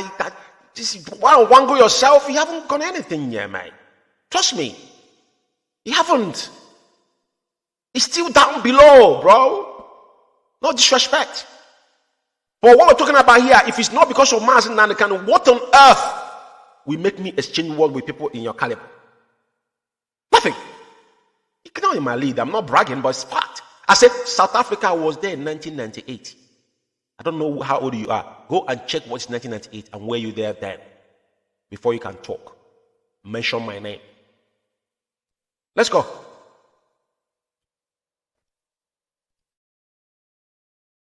To Chikedozium, I think they should be grateful to Mazi Chinasanwol. They should be grateful. That's exactly what happened. They should be very, very grateful to this man. And let me tell you something. Had it been that something happened to those people that went to that unauthorized protest, they will blame DOS. Just like they are blaming DOS for what happened in Biafra land, Abia State to be precise. You see, upon a valuable all of our core as a DOS. Man upon all of our galafa, they will. You know, I don't know what they did to him before he even come out and put out that video, because the guy is miserable. I wish you could go and watch the video and see his body language. The guy's been beat to stupor. You know, you have not said one word that what I said is lie. When you dim your headline as debunking George Umeh, but there's no one word you have uttered that said that what George Umeh said was lie. But now, I am actually unveiling more destructive things you guys have done, because now the world have known that the people that is in charge of over 1 million deaths that are caused by Monday sit at home is China Sanworu and Chikedozium, because China Sanworu announced that sit at home. Chikedozium is so-called head of Directorate of State, so his accomplice, they all knew what happened. Thank God you yourself now have already tell people that Akwala Wamende is dead, so he cannot speak on himself. You guys have lied against death. But let me say one thing tonight. My prayer is that every single one of you that knew what happened in Aba and conceal it, that same thing that happened in Aba will be the outcomes of your generations, unborn and the ones that still live, including yourself. Every single one of you that knew that what happened in Aba was, and I saw, was masterminded by those that supposedly be your leaders, and he kept quiet. And he talking about the zoo that killed us, but now you're collaborating with the zoo to kill our people. And they want people like us to, you think I join IPOB to come and make what? To do what? Do you think I forfeit all the things I built in my life to come here and be ranting with you? Before you open your gutter to talk to me, tell me what you're giving up for Biafra. Tell me, I need any one of you, including Chikedoze, this Lumike went back home and go and get married. He was there thinking about his sister back home. That's why he's packing. He turned our office in Germany. He kept it at of state. I mean, people who are doing freedom fighting, they will still travel back home. People like us who have made a choice. And that's why I see things differently from the way you say it. So before you think, you need to tell me what you have given up for this Biafra. Mazi and Nnamdi, 2 parents have died. Only give up his paradise in the United Kingdom. Went back home. Toiled everywhere. Tell me what you have done to earn that honor and respect. If you haven't done anything, then you need to bury yourself and your faces in the mud, because you people are evil. I want this particular audio to finish, because the more you open your mouth, the more you indict yourself. To take the praise and the honor. So the thing is this: you are thinking innocent Ariam, you are thinking, tell them to gather anywhere in South Africa. Tell them to gather in the name of IPOB. Let's see. He said that. Well, it's a threat. They gathered, they have done their protest, he did nothing.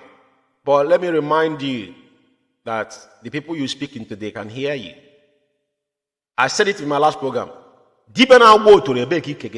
Nobody is a manipulator of violence. Like I said, he just went to South Africa yesterday. He don't even know anything about South Africa.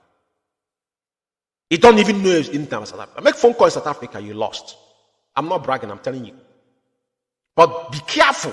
People you're threatening, they are not dumbs, they are human beings. Some of you think where have you been? Who do you know? You're just jumping up from one place to another. You need to be very careful. You're threatening them, but the people stage protest in front of United Nations, the guy that went there, where is him? The idiot that went to disrupt them, where was the guy? Including, what is it called? IKECHUKWU. Bunch of drug addicts everywhere. Yeah? It's threatening. But they have done protests, he did nothing. With your restraining order, he did nothing. He threatening them as if, innocent Tanzania have been in South Africa for over how many years? He just went to South Africa 2 years ago. Selling rubber head in well, I don't know. And you have the nerve to be talking rubbish. Mr. Man, go and brush your teeth, please. Let's continue. South Africa fought for their freedom for a period of years, right? Very good. During that time, they have their procedure. They have a way they do things. You don't wake up and go and do anyhow. So as you're thanking them, advise them to come out to gather anywhere. Let's see if they think they are man enough. Had it been that something happened to these people that went to that unauthorized protest, by now, what you will be hearing online is DOS. But thank God that nothing happened to them. But next time, they will not be as lucky as that day. Finally, let's listen to what he said about Nechen. The so-called Udala writers took it upon themselves and tried to blackmail a young lady that was a hardcore and that was involved in IPOB security architecture in Biafra land. that have worked us seriously because we're our sources. We don't just come out and say things because we are media outfit, and most of all, I believe to take responsibility of my own words. Anytime, any day. I want to make something abundantly clear here. Neche, that young lady, all of us remember that, and suddenly we didn't see her again. One time, I think I read something above, she was saying that DSS was training her, and sometimes again, they kind of smear attack on her on that she was in somewhere in Lagos or whatever, on TikTok. But do you know why they did that then? That was the old pictures like that young girl that have life over her. Even though she's enjoying in the beach, what aren't you enjoying where you are? What does she have to do? She's a young kid. That's your child abuse, for crying out. That's it. Even if in the real world they will charge you for child abuse, for allowing that girl to get involved in what we are doing, is a child abuse on her age in that time. I want to make it clear here. Baby soldiers in Sierra Leone in Liberia, people went to prison for it. Guess what? The propaganda on IKECHUKWU is a cover-up of China Sanworu on his atrocities activities in ESN in Aba. No, you know, what we are seeing now is a piece of what this guy have done in Aba. China Sanworu's family is member. The one that still left there lives in the barrack in Aba. He's an Ngba man. He's an Ngba man. Neche knows a lot about China Sanworu. Sabotage and the killing of ESN. Commanders and lying against them. This is our sources. China Sanworu come out to deny whatever I'm saying tonight. And what Neche knows. We don't know where she is. But what I'm telling China Sanworu, don't forget. Ndi Igbo si na dibe na agwa otoro, ebe ka ikegede. Dibe na agwa otoro, ebe ka ikegede. If you guys are threatening that young lady's families back home, we are not living in a archaic age. Every single thing you guys have done is on record. Mark my words somewhere. Mazi can never grooms ESN to turn the gun against of our people. But they have done so, and they have come out publicly and threatening people. All these things are on record.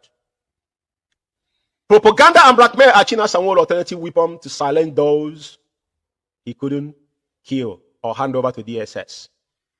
I want you to quote me right. All this I'm telling to you tonight is I say it. They said it, if they don't hand you over to the police, then they will cut off your balls. I will play their voices here. It's not me that said it, it's what they said. Now, Cindy Peters and Amarachukwu, Debbie, and Umuchukwu, devils, are working for China Sanworu to blackmail Neche. After helping him to disappear Akwarawa Mende and kill over 50 others. Aba massacre. Neche will definitely speak when the time is right. China Sanworu, you don't need to shit on your pants. You know what? You know what? I don't think Neche, if I'm her, I don't have to hide. If you know that thing you know about China Sanworu, come out and say it.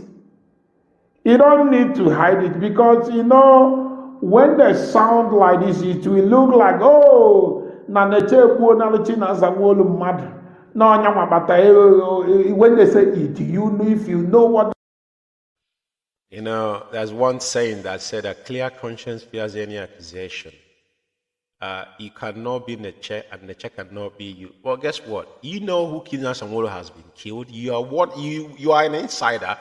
We have so many videos where you have analyzed how even they kill people in the SS. So don't bother. We know all these things. Yeah, but let me say something to you. Ekweremadu has been today going 10 years imprisonment in United Kingdom for human trafficking because you want to use somebody's organ transplant liver. The young man, before they brought him here, he never told them there, but he gives his stories in a civilized world. I want you to understand that United Kingdom is the mother of earth. Whether you want to believe it or not, Let me say something to you, Chinasa Nworu, and your collaborators. Whatever you have done in the past, hoping that it will go away. You see, even Hitler ran away when his time was up. People argued that he died in South America because South America was a safe haven for those that committed crime in Europe in the 80s and 90s. Before now, they have a treaty. If you know what I mean, go back to history. History will teach you that. So I want to tell you guys today: don't be in a haste to tell nature what to do. Worry about yourself. That young lady, whatever it is, all I'm saying to her is, IKECHUKWU still continue to keep you. Because whatever a man sows is what you reap. Karma is real. You open your mouth and confirm that when the boss gave his boys orders and they defile it, which is insubordination, the consequences must be bare, which Chikedozie have accepted. And I'm saying it and we're echoing it to Biafrans tonight. Over 1 million deaths. The house burnt. All these things you are asking Emmanuel Iwanyamu to comment about was you that orchestrated it, you and Chikedozie. I will rest my case. There's nothing the clown. One almost 19-minute video. He couldn't say that George Umeh said anything that was lie. The reason why I went through this is because this has to do with the blood of our people. And as they go into deep, whenever it touch whatever George Umeh said, you will indict yourself. I've said it before. I want any of you idiots to come out openly, challenge with me. After I dealt with you, you will not come out on street. I don't have time. But I'm talking about, not talking about media worms like riffraffs like you. I'm talking about like Chikedozie. I don't even know Chikedozie. It won't last 2 minutes in my hand. I'm being honest with you. You don't know how brutal I am. 2 minutes, it won't last in my hand because I will pull his file for him. We didn't file. I'm not talking about, you rant on what they told you. You have not served. You're not a principal officer. You guys are doing propaganda on social media because you're growing a page. Probably surviving with the money you're getting from Facebook. I think is what we come here to do. We are on the upper hand if you want to build page for your information. For all of you. If that's what I wanted to do, I could have done it long years ago. But because of IPOB, I wouldn't get involved in social media to make any fund on it. My lifestyle alone will give me money. To be fair. So I just want to rest it here for now. But I want just to clarify this. Because when someone says debunk, when you're debunking, get your dictionary right. You must have anything that is lies there. But everything that I have said, you have agreed with me tonight that Chikedozie actually put a direct call to Akwara women there. And murdered over 50 men in Aba as he told them that this protest must be peaceful. For them, he disarmed them physically and spiritually. And shipped them out and sent their errand girl, signal the DSS, and murdered them because Akwara Womende was the target. Only one man wearing black and megaphone. I rest my case. Fellow comrades and lovers of freedom. I know I've been staying long in this program, approximately 2 hours, so I'm going to call it a night. I had a little bit of itches, but tonight things I've laid to bear, things I haven't said because of this week. It's going to be exclusive on our finance. I want to break the canal back on Chikedozie. The fraud Chikedozie committed with Madam Oyibo and Co. will be unveiled. Subsequently, if it's not this weekend, then next week. But that decision will be made. It's just me to have the time to come on air because I have a lot to do. I am not jobless, okay? I'm a family man. But as you can see, you wouldn't hear a pin drop where I'm doing this broadcast in my house. So it's not a brag, but I just let you know. So I thank you, wonderful people of Biafra and lovers of freedom. I don't want this to exceed 2 hours. And just one thing to take home is that our finance, we have only one central command, and our head of finance, whatever she said goes. Every order has come from Onyendu, and for every principal officer across the globe, do not limit your money to this fraudulent account. Do not limit any money to this charade. Chikedozie and his gang of criminals have got nothing to offer to our people. So I will indulge you guys to make sure you all follow suit not to do that mistake. Do not put your money, because I will unveil what happened on our first ESN account. 747,000 US dollars was stolen. And up to today, Chike said he is concerned about his word here. He said it's the duty of the United of State. He said it's the duty of the United of State. But ask Chike how much was contributed into Umeh account before now. Finally, they had issue with themselves. Chike no. I said what I'm saying. Like I said, when somebody debunking, when I come with evidence. Issue of 747,000 is just not paper. It was audio as well. So we're going to have fun. All right? So I thank you all for listening to me tonight.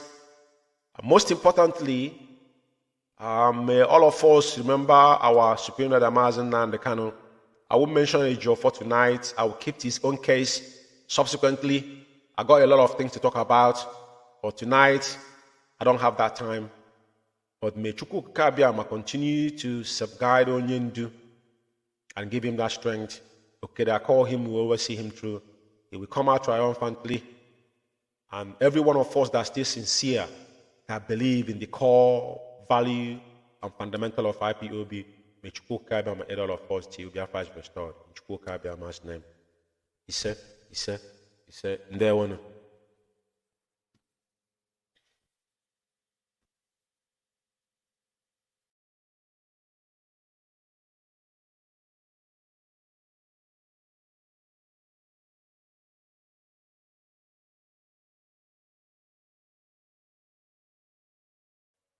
First of all, I have to apologize. We have a very, very, very, very complex evening, and I have to apologize. We have some issues technically, but I must tell you that IKECHUKWU, oftentimes this kind of travesty happens with our leader. As important as this podcast this evening to come again to deliver a note that requires in the gap of Radio Biafra where we worship. Our apologies, we have technical issues this evening, but as you can see, we are here. Firstly, I have to introduce myself. My name is Mazi Umeh. I reside here in the United Kingdom, fellow comrade and lovers of freedom.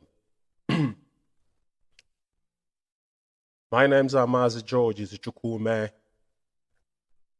I reside here in the United Kingdom.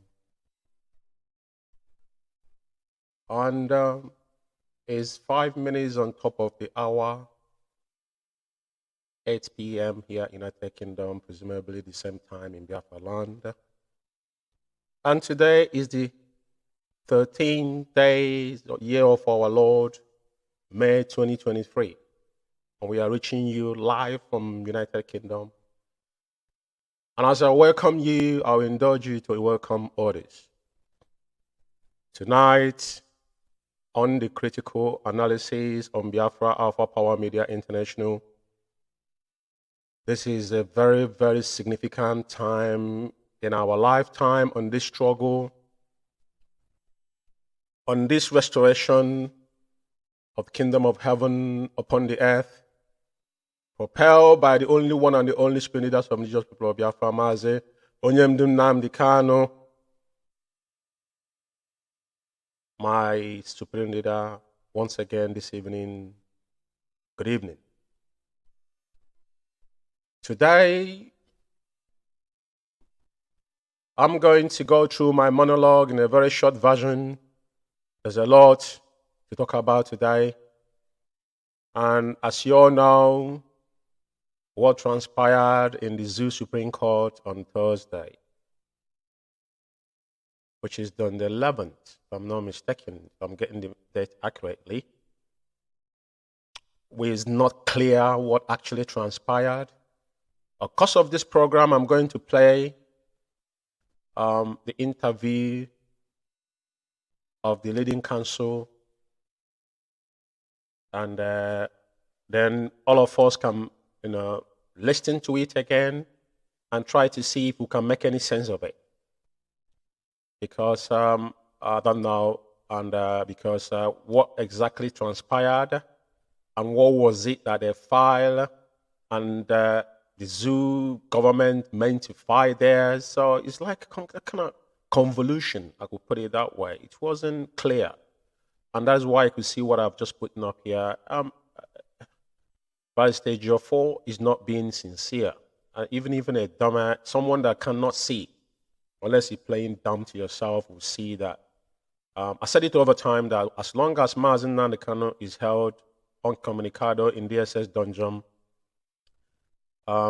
in particular, the Jofo will blossom. And all the cabal within will be enriching themselves because now IPOB have become the source of their livelihood. Because when they meddle into IPOB finance and now start cashing out on every sector in IPOB, tells you all you need to know.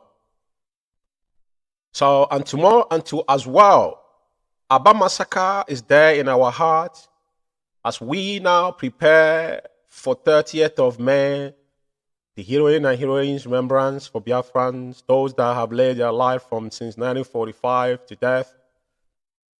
The most recent one is the onslaught in Aba. That those that claim that they are the leadership has turned a blind eye on those they have asked out to go and protest for no just cause. All of them, Akwara Omende, will always be the center of attraction, as he is the Abia State coordinator representing Mazi Nnamdi Kanu. You have said it over time that every country coordinators represent him as IPOB hierarchical requires. So Akwara Omende was murdered in cold blood with other 50 men with him. It was not recognized by anybody. China Sanwo came on Radio Biafra, denied them. But the evidence about young lady they sent that was screaming, this is Abia State ESN command in collaboration with IPOB. We have all those videos. And it's a write-up he wrote that it was the damn they asked them to do. Chike Doziem can come out and tell Biafrans that he never placed any call across Akwara Omende and requested that that protest shall be peaceful. What was reason for it? Because they have planned to kill Akwara Omende, specifically China Sanwo, because of the evil they have done. The manhunt they have prepared to do, and they have using it, judiciously towards those so-called media worm. And tonight I'm going to dive into those, the criteria of using people to blackmail. Because over time, when people say they're a media warrior in IPOB, my question to you is, who gave you that position and what makes you think you are a media warrior? I said over time, when IPOB, since we on social media, every IPOB member that have a smartphone is a media warrior, and you know what to do when we need to go after our enemy. The media warrior you heard this guy is talking about is a media warrior within to shut every voice that will go against the cabal, and people like us have said no to it. Biafra Alpha Power Media is here to scrutinize every inch of the way, regardless who might be involved in it. Definitely we'll discuss on this platform without any apology. That shall be a lone voice, without any equivocation. When our leader came out, not oftentimes so many people want to listen to Onyendu because he was raw. He was a wrong voice. As we are here today, we're standing on that gap as Radio Biafra has been bastardized. So over time, he had them talk about media world and asked them, who are these individuals? These are wretched individuals living in sub-Saharan Africa. Some of them that live in Europe, they don't know their whereabouts. They have got nothing to offer. None of these individuals have served in any capacity in IPOB to tell you. Let me explain things to you. Before you apply for any job, first thing they ask you is your experience of that job. Before you come out on social media to talk about a principal servant of indigenous people of Biafra that is in our oath that you shall not go against anybody working assiduously to restore Biafra. Now your mantra is to go after your own fellow comrade, to disseminate them because you don't like them. This is not what we are fighting for. This is not why our people have laid down their lives from 20. Listen, as IPOB started from 2016, men were laying down their life because they know that we're going to die in a street of our, they died in a Amwambala, which is Headbridge on each other. People were more than all. I will remind you that high schooler, but these are invent. And there's a particular two individual in Anambra. One, the guy they pour acid, and one of our brother, the one they shot in his leg. The guy is in India now. I have direct access to this individual. These are men on the front line. Don't forget that. We contributed immensely without asking questions. From 2015, 16, 17, 18, contribution was something that was solemnly natural in what we are doing because men have laid their life for us to be talking about Biafra today. So for anybody telling you that they're going to ignore about men that they murdered in Aba in Cobra, talking about 30th of May. 30th of May for them is a jamboree where they gather themselves together and contribute money and cook rice and drink, whereas our people are languishing back in Biafra land. That is not of the Remembrance Day we want to have. In United Kingdom here, I want to announce to you tonight, I will put the flyer up on this screen as I go forward, that UK family under leadership of Mazi Nnamdi shall be holding our moments of silence to remember our heroes, specifically those that died on 31st of March 2023, that was died under the duplicity of Chike Doziem and his henchman China Sanworu. They murdered our people in cold blood, and they feel no remorse of it. And we say no to that. So subsequently, I'm definitely going to play the Aba massacre. And that's something I want to say here tonight, because I'm going to talk about a lot of things. You see, these people, I want to put up something on the screen. Tonight, we are going into the surgical analysis of the damage caused by the Cabal within DOS through their media worms. And tonight I'm going to borrow the word of Master Prophet, which he said, these are a bunch of lunatic and non-entity have got no left and right. Somebody will call you on phone for you to go and attack somebody that did nothing to you, to blackmail someone that did nothing to you. Exemplar, because we say when we come here, we come with evidence. We don't come here to come and talk. That's what I told them. You speak and forget about it. Our job is to scrutinize whatever you have said in the past and bring it to the light. What they did it in UK here, where Mazi found out the fraud they committed in company house. One morning, all of them ganged up. And there's somebody that I thought the guy has something rudimentary to offer. None of these individuals from A to Z. I'm sorry to tell you. As our SAG brought me in the middle of this, all these monsters. For a couple of weeks, when we came out, nobody asked me to come out, and you cannot ask me to go and attack somebody. We sat down and found out something was going wrong. And when we found out that what you guys are doing was not what you're supposed to do, then we said no to it.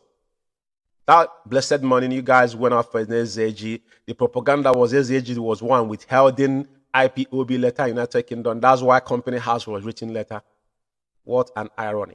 Couple months later, and I came that day, I was only one man standing, told you guys, I told the idiot that lives in South Africa, you are perpetrating falsehood against Mazi. And I mentioned Darlington Imo. Couple months later, they had a disagreement with him. The Senchina Sanworu came on Radio Biafra to tell you that it was Darlington Imo. What does that tell you? How are you going to apologize to a man you have damaged without knowing what you are doing?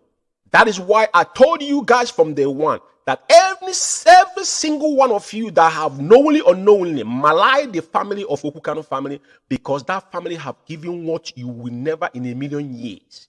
None of us are standing here today can be in the position of Onyendu without cutting deal. His two parents died, and you guys we are now making caricature of Kanu family and discussing about their private life. And today somebody is somewhere shouting that he's swearing with his life about some idiot that died. Nobody knows who he is. Somebody they contracted to come and malign people. That idiot has gone around calling people, extracting information. So many people have died in the course of that idiot that have just passed away. I'm going to talk about him. I'm going to put his picture here tonight.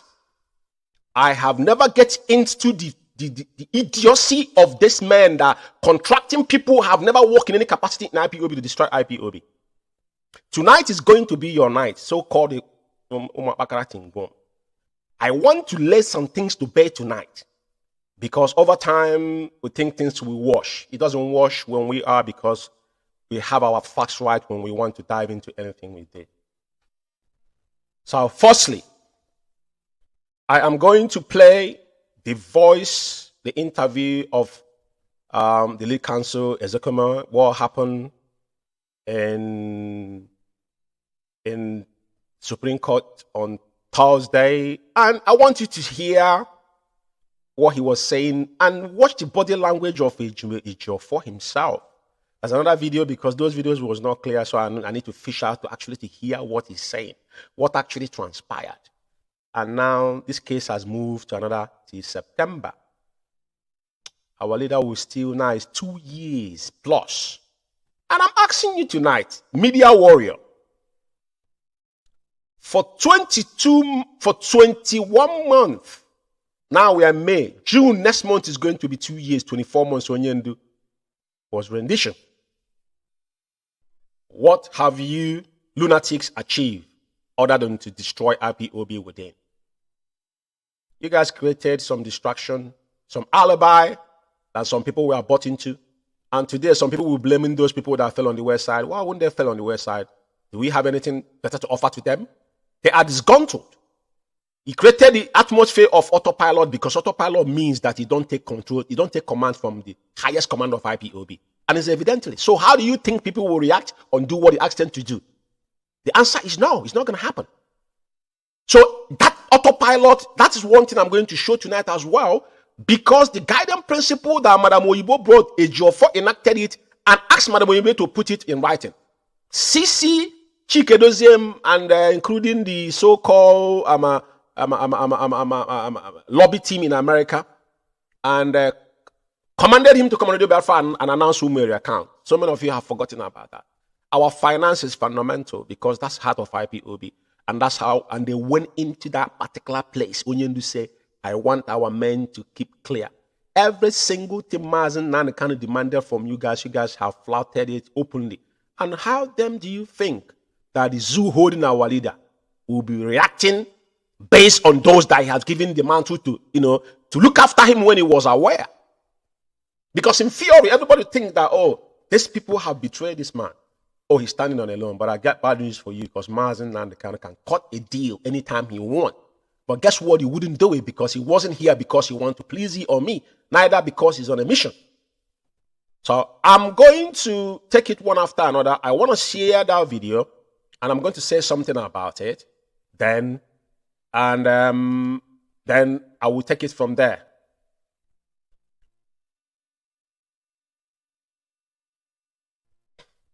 Biafra Afro Media International.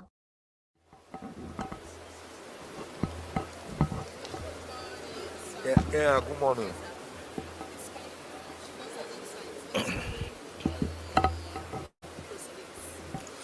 Yeah, today's proceedings border essentially on the main appeal, which we believe was ripe for hearing. When this case came up on the 27th of April, Thursday, 27th of April, the Supreme Court ordered the federal government to file their brief of argument as appellant within 6 days.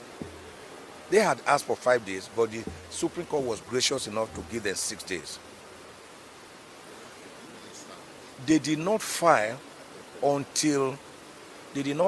that brief until Tuesday.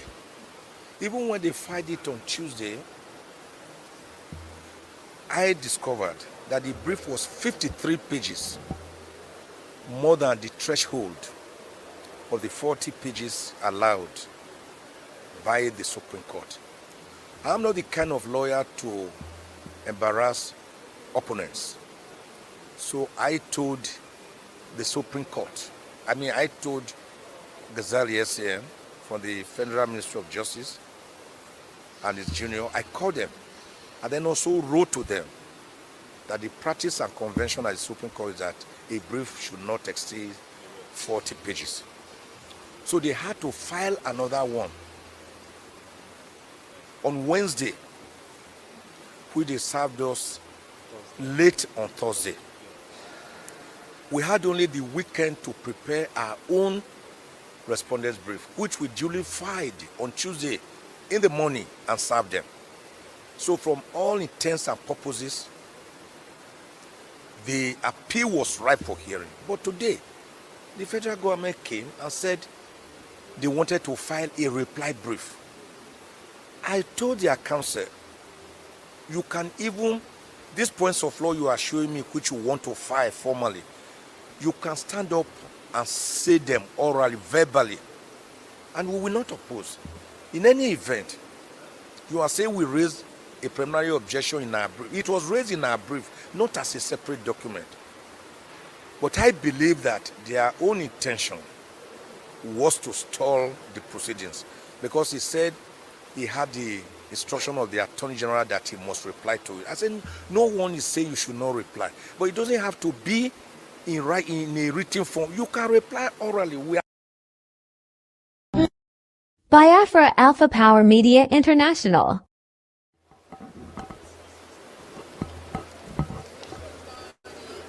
Yeah, good morning.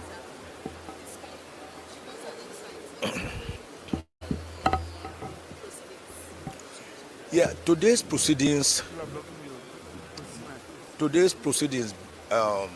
border essentially on the main appeal, which we believe was ripe for hearing. When this case came up on the 27th of April, Thursday, 27th of April, the Supreme Court ordered the federal government to file their brief of argument as appellant within 6 days. Today's proceedings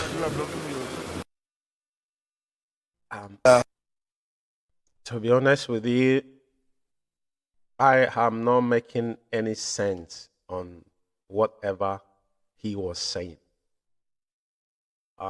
He's saying that when the case come up on 27th of April, that the federal government asked them to file a response or whatever to appellate court. But my question is this, because it's irritating me, to be fair. These individuals, we are paying them. And as you can see, if you hear clearly on the background, I think Ejiofor was whispering on his ear. And there's nothing anymore we want to know and file, but all this argument based that whatever they filed was late, but all this whole thing is unprofessional to me. You know, there was one time Ejiofor and the other barristers was locked out of court in the zoo. It was misconduct. And for that, they joined Onyendu's case without even them knowing. I'm just trying to let you know the lapses that have gone through this guy. Like I said, Ejiofor was the event that brought him 2016, when Obeta was actually behaving exactly the way Ejiofor is behaving. Ejiofor is more dangerous than Obeta, because Obeta did not see the light of the day. Obeta was Uchemofa, I think he was his classmate. Some of them wanted to eat Uchemofa alive that he recommended Obeta, but probably Obeta could have even better off than him, because he was a politician and he was pushing that agenda openly. Ejiofor was nobody, was a property lawyer in Abuja, and opportunity come through. And today now he's become the kingpin and the one now undermining whatever that have to get Onyendo out of DSS dungeon. After this jamboree they did, in theory, there's another video that I had that Ejiofor was talking to Ejimako, and Ejimako went to see Onyendo. In theory, after this particular jamboree, all of them should have went straight to see our leader to have a discussion. But they didn't do it. But guess what? Now, the write-up I put up here is a write-up from Prince Kanu Meme, because one thing I have learned over years on this struggle is that I always connect with our leader in spirit. You see, he said something here that struck me. He said, just met the IPOB leader Mazi Nnamdi at the usual place, DSS Dungeon, Abuja today. When I intimidated him to the Supreme Court proceedings today, he laughed off his head. Do you hear that? He laughed off his head. Onyendu laughed off his head because Onyendu know where they are coming from. There's another video that I don't want to play it. Ejimako was talking to Jofo in a way, going there to calm our leader down because of their, unprofessionalism they have demonstrated, the duplicity and complacency they have shown over time in what they're doing. And he noted that he is being held for civil reasons and not criminal reasons. He therefore charged every reasonable lawyer in Nigeria to rise up and challenge the wrath and vice, prevalent in the justice system in Nigeria. He made it clear today he is the victim. Tomorrow it might be you or anyone close to you. I am here to defend humanity. Surely that freedom must come. I'm not moved or shaken by any reason. That's why I love you, sir. All my prophecy must come to pass. I love you, sir. He said. He assured all IKECHUKWU to stand tall and unwavering to see the end. And very few of us can be in this position, because Onyendu said that only 100 men and women with clean hearts that IKECHUKWU will give us Biafra. All I want to know today is Zekome, which was recommended by Ejiofor as the lead counsel. How life is that anytime somebody, recommended you for a job, there is a particular soft touch, soft point you have for that person. We are not stupid here. So I'm not going to mention Zekomo's name, but everything that bothered in this issue is bothered on Ejiofor. Because if you listen on the background of this video, which I have took out of the studio, he was talking on the background. The day they fired that rubbish they're talking about and what has transpired. So my happiness is that our leader knows everything that is happening. That is only my joy. I don't care what anybody think. My joy is about Onyendu position in what we are doing. As long as Mazi Nnamdi does not disappoint us, George Umeh does not move by anything. We had this those that know me, 2015, we were underdog. I almost killed somebody in Tottenham High Road in London. Later, that individual become my best friend, because then nobody knows Onyendu or IPOB. People say he's not going to come out alive. People like us believed in him. And as I'm telling you tonight again, Mazi Nnamdi Kanu, our supreme leader, he will triumph above everything, because if this day didn't come, what if we have moved forward to do things that, thinking that we are together, what could have happened? But IKECHUKWU knows. That's why he's sitting in DSS dungeon, estraying what is happening today, because to restore Biafra, Onyendu says a 30 years project. So how many years are we now? We are on a 10 years mark. Onyendu said it's 30 years. As he said here, that all his prophecy must come to pass. Even Israel, it takes Israel over 22 years, 2 decades for someone to come out openly to pronounce Jerusalem that we have in the Bible as the capital of Israel. Like at the beginning of this program, the prayer there that Israel suffered the same thing Biafra is suffering today. But today, Israel is the light in the midst of darkness. In the whole Middle East, Israel is the only place that is blossom. Technology-wise and everything you can think of, they're on top of it. So, Meme, and I have to thank you for you to lay this thing to bear to Biafrans. And I will indulge you to make sure that you continue giving us a very organic message from Onyendu. Regardless what anybody might think, it is your duty. I'm talking to Prince Kanu Meme, that we require your write-up anytime you go and see our leader, because it's very, very pivotal to all of us that believes in Mazi Nnamdi Kanu. All those people coming to Radio Biafra to threaten, they're threatening what? Nothing. And I'm going to upload Ejimako's tweet and as well the tweet of Ejiofor, because for clarity's sake, I just want to show you something here. This is a tweet of Ejimako. Ejimako is a special counsel to Onyendu, an IPOB at large. But what I want to talk about here is about positioning yourself and what we do as a professional. If you're Mazi Nnamdi Kanu lawyer, I said it before opening to Ejiofor, do not allow sentiment to overcloud your intelligence. I'm going to prove his write-up in the morning before this Supreme Court, the kind of write-up he writes up. Every time he go to see Onyendu, if he go to his Facebook wall now, there's nothing changes. It's copy and paste. Apparently, it doesn't add up to me. Now, this man, our special counsel, always comes in concisive and make a valid point in every single tweet he has ever tweeted concerning Mazi Nnamdi Kanu and IPOB at large. All these things are here. I just bring it. And now you could see what happened in United Kingdom, because I remember China Sanwo-Olu come on Radio Biafra mocking the judgment. He wrote it on his Facebook. This man, he was giving them name. The same idiot came on Radio Biafra talking about Bruce Fame, that he was paying $50,000 anytime he come to the zoo. But when the United Nations Human Rights Group announced about Onyendu, all of them was jumping up. They didn't know how that was came about. But he was there lambasting on that, because anything they couldn't get their way in, they will go against it. He said it with his mouth. They will descend on you with their media worms. This individual, this hungry, wretched individual across the world, because sub-Saharan Africa, there's so many people that are stuck somewhere, they do nothing. If you can afford to give them data, then so be it.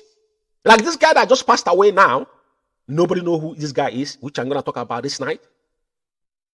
So you can never see Ejiofor write something meaningful concerning IPOB. Is always writing sentimental word that can a gullible people that docile will always be clicking likes. But now the issue is a breaking news. I'm gonna go with the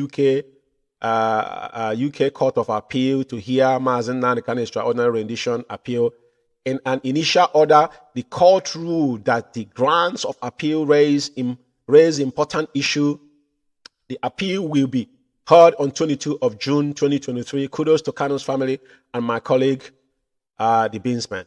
Now, none of them understand how all these things work. He asked them, what are they doing? Because the fundamental UK, and again, this is where everything borders on in United Kingdom here. So at the end of the day, this is a win-win situation for IPOB and the Kanu's family, as may you want to put it. But my point I'm making here is those that were supposed to be defending, and now the legal team we have, their complicity and what they do is what bothers us.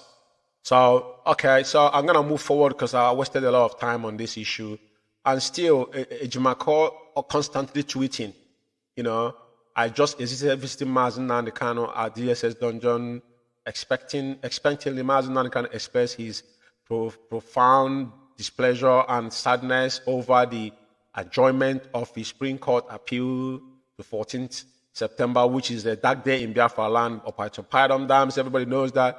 He was outraged that may now take over 2 years to unveil him the justice is deserved. So it's still continuing. Onyendu will say what they have to say, and that was they send him to go there. Now, what I want to say here is this, and another thing again, he tweeted again. This Nadeko joined the bandwagon, joined the boggling bandwagon for the release of Mazi Nnamdi Kanu.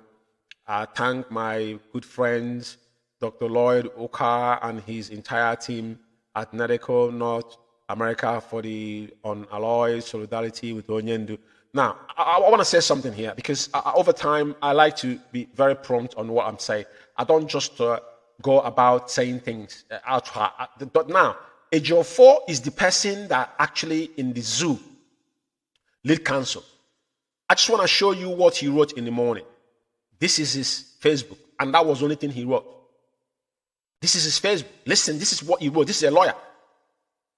It is the D-Day. May his grace spoke loud in the days, outing so that in the end his name, but no other name shall take the glory. May GateKeepers take perfect control of the affairs of the day. He said, thank you. All these things are sarcastic words. There's no conviction there. Already he knew what was going to happen. They know they're messed up already. But all these things, all you see there, click like, click like, click like. He verifies his account on the IPOB. I don't know if his Facebook is paying him as well. Right? Now, what is this junk got to do with you be prompt on your profession? All this sentimental word, we don't need, if we want God to release Onyendu, why would we have you as a lawyer? If we need all this sentimental garbage, what do we need you for? We don't need you. But why I'm putting all these things up here is because it's heartbreaking on the games they're playing around. Now, I want to talk something here before I talk about finance. Some of you have forgotten, but last week I came here. I lay you to bear what transpired in America. Maybe some of you have forgotten what happened in our first ESN account, the money they embezzled, and we lay bet here, tell you what happened. And some of you might not understand the numbers and what actually happened because Onyendu said if you want to hide something from a black man, you put it in writing.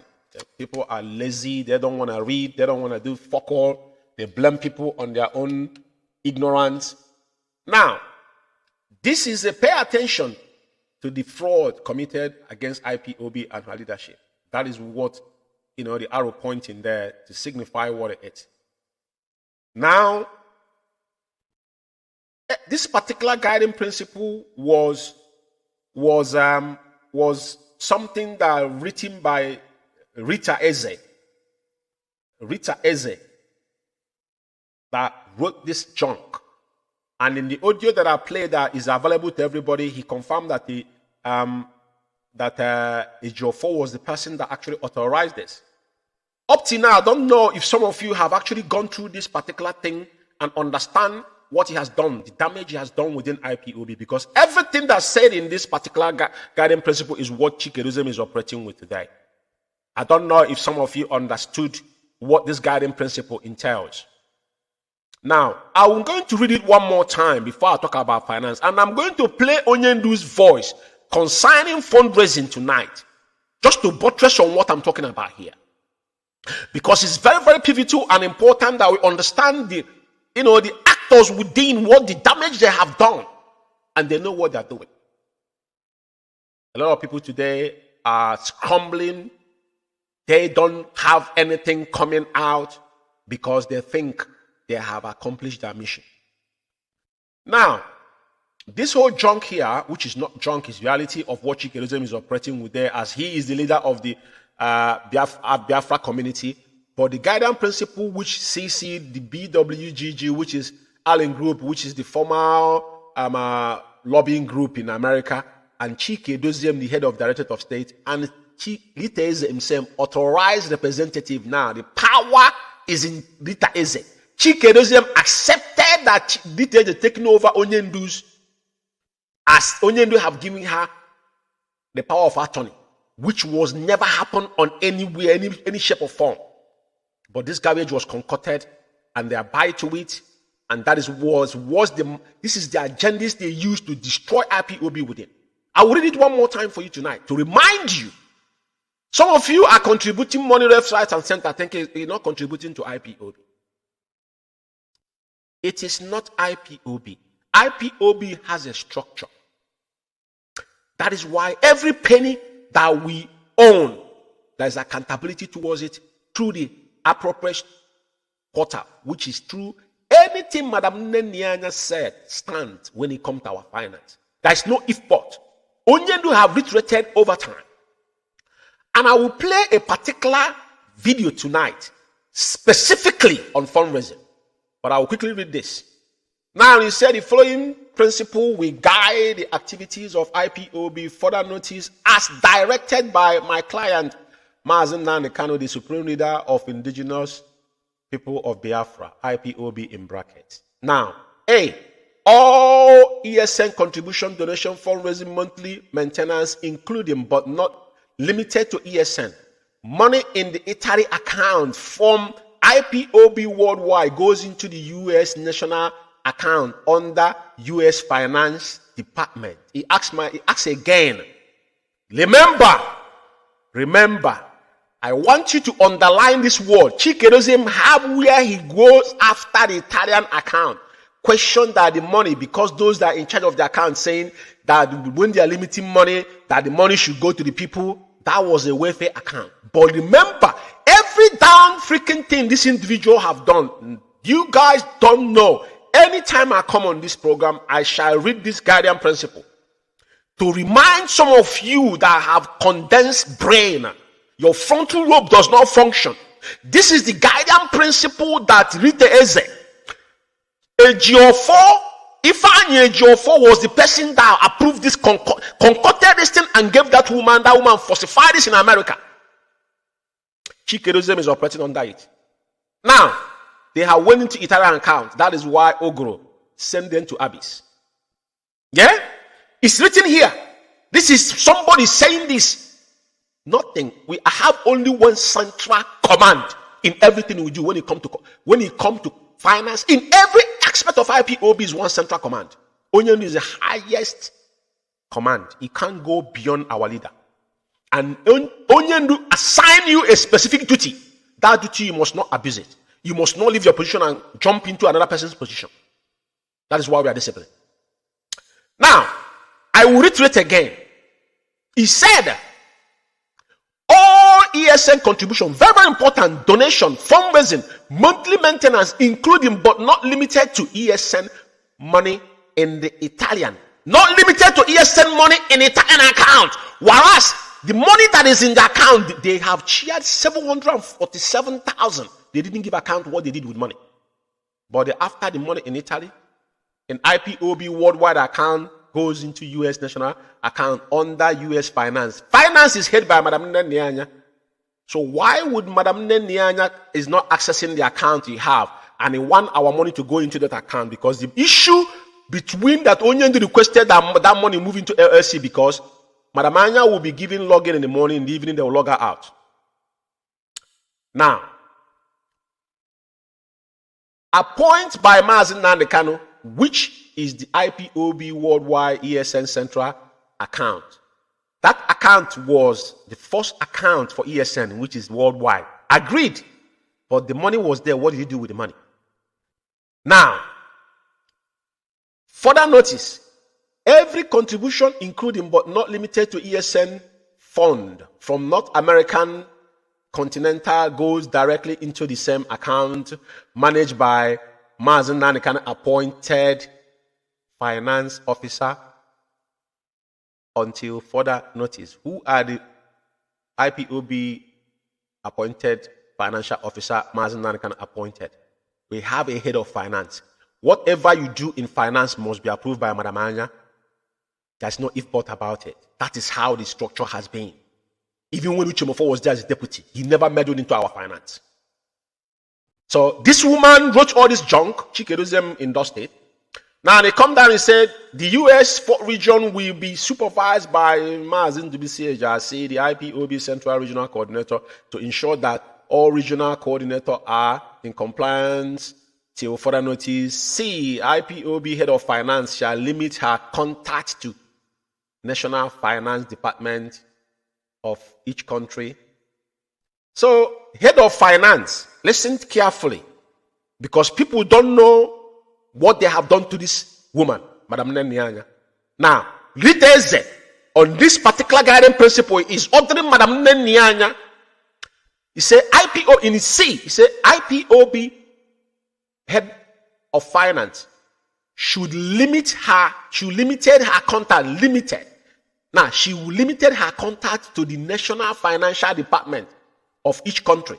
So Madam Anya has got no bandwidth. Now she cannot contact any other person except the national financial secretary, which ideally, that is how it happens in every country, including Chikedozium. Yeah, but the case is reversed. They were not doing it, and they know all this fact because they know what they were doing. Because then they will now oppress people and now implement what they want without Madam Anya being aware of it. But Madam Anya can come and call meeting within any country because she has that power. She oversees everything, which she done numerous times in the UK. It doesn't stop on the national level. No. She can go ahead, she can go beyond that. But they want to stop her because they have an agenda. That's why all this problem came in. Before Aban now propelling himself, doing all these things, that all the thing Aban is doing, that is exactly what they are written in this. I want to open your eyes tonight to see what has happened in IPOB, the damage we are in today. This is the guiding principle that are written by Jofo, handed to Rita Eze that live in America, enacted by Chikedozium. These are a bunch of lunatic and criminals. Now, and must not have any direct contact with any IPOB state, zonal, and unit financial officers of any country. Yeah, because they have an agenda. If she doesn't have it, then how does she know if you guys are doing something wrong? Are you now telling me you are above Madam Nyanya or what? So now, and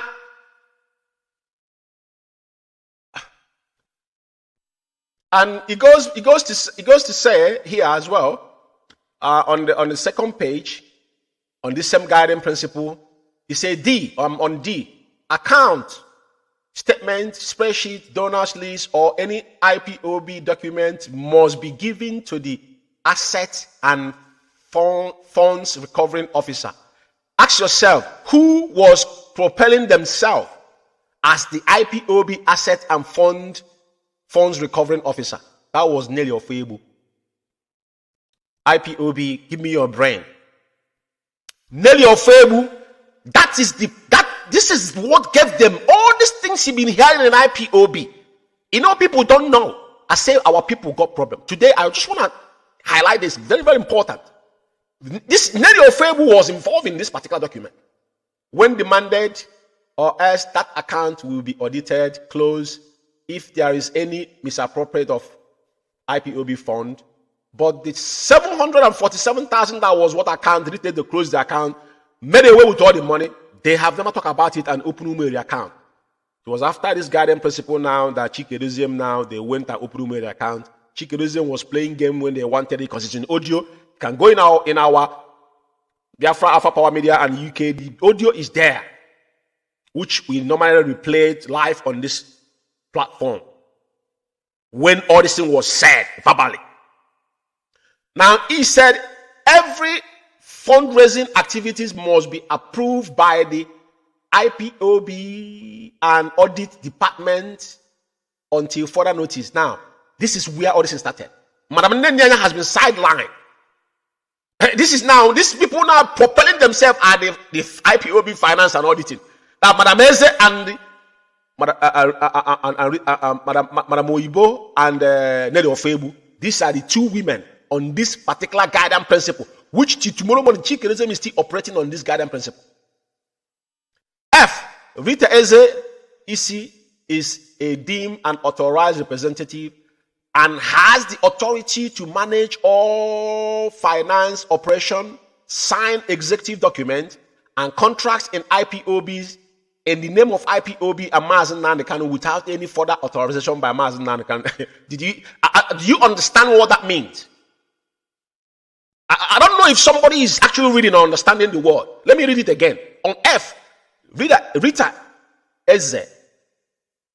O. Eze EC is deemed an authorized representative and has the authority to manage all finance operation, sign executive document, and contract in the name of IPOB and Mazi Nnamdi Kanu without any further authorization for Mazi. So what it means that is why today they don't listen to Onyendu. Do you see where Chikedozium now flaunting Onyendu's all that came from? They They don't require Mazi Nnamdi approval to do anything. It is in black and white. I don't know if some of you understand the enormity of this particular guiding principle. If you sit down tonight and ponder on how we get to where we are today, this is all what has happened. This is where all these monsters drive their vision. It was written in black and white. And it goes further to say, also, all documents, drafts, or final must be sent to BWGG, which is the former, I don't know if they're still, I don't know, the lobby. I don't know if Bruce Femi is there, but Bruce Femi is, because it was in the link. There's no proper website. Via email for them. So all this junk at the end of the day, BB emails and all that, this order is in effect until further notice. So Onyendu, don't talk about Onyendu. Then from sign, this thing has got nothing to do with Onyendu. Mazi Nnamdi, the leader of the Nation of Biafra, written as a EC, authorized representative. I just take my time to read this back again because I wanted you guys to actually understand the mess we are in. Because at the end of the day, some of you don't understand or don't appreciate the level of degradation that we are in. But what has happened is an eyesore. Everything that happened was written in black and white. Now, I'm going to play Onyendu's voice specifically. I don't want to override it. Specifically on fundraising. As the videos Onyendu have said it, any account Madam Nenya cannot see. That account he did not trust. And when Madam Nenya called you on phone, you must speak, and that means you have an issue. Listen to our leader. Biafra Alpha Power Media International. And anybody from today, if we find you in the diaspora aiding or abetting any sector or any group on the ground back home, you will also be in trouble. Because only one source of fundraising is allowed. We are under one command, not multiple commands, only one. If you want to help ESN, contact our sister. Contact the people that will release their telephone numbers. Not every idiot coming out to fundraise for us. We don't want you to. We didn't get to where we are today by fundraising like people who have no direction or sense of purpose. We are IPOB, we do things differently. We must learn, as the Ekumeku taught us. It was the Ekumeku that fought the British. Ekumeku, mostly in Ahaba. Today they call it Asaba. Some of the idiots that say, oh, well, we are Nyama Igbo, all those fools. Ekumeku was formed by people from Arochukwu, 7 sons from Arochukwu, from Izuog mostly. Then went to Anioma when Arochukwu failed to go and fight the British. Do you understand that very clearly? Ekumeku was so secretive that the British became frightened.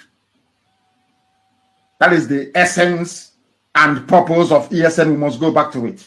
Secrecy is key. Mind you that careless talk cost a lot of lives. You must understand this very, very clearly. You must understand this very, very clearly.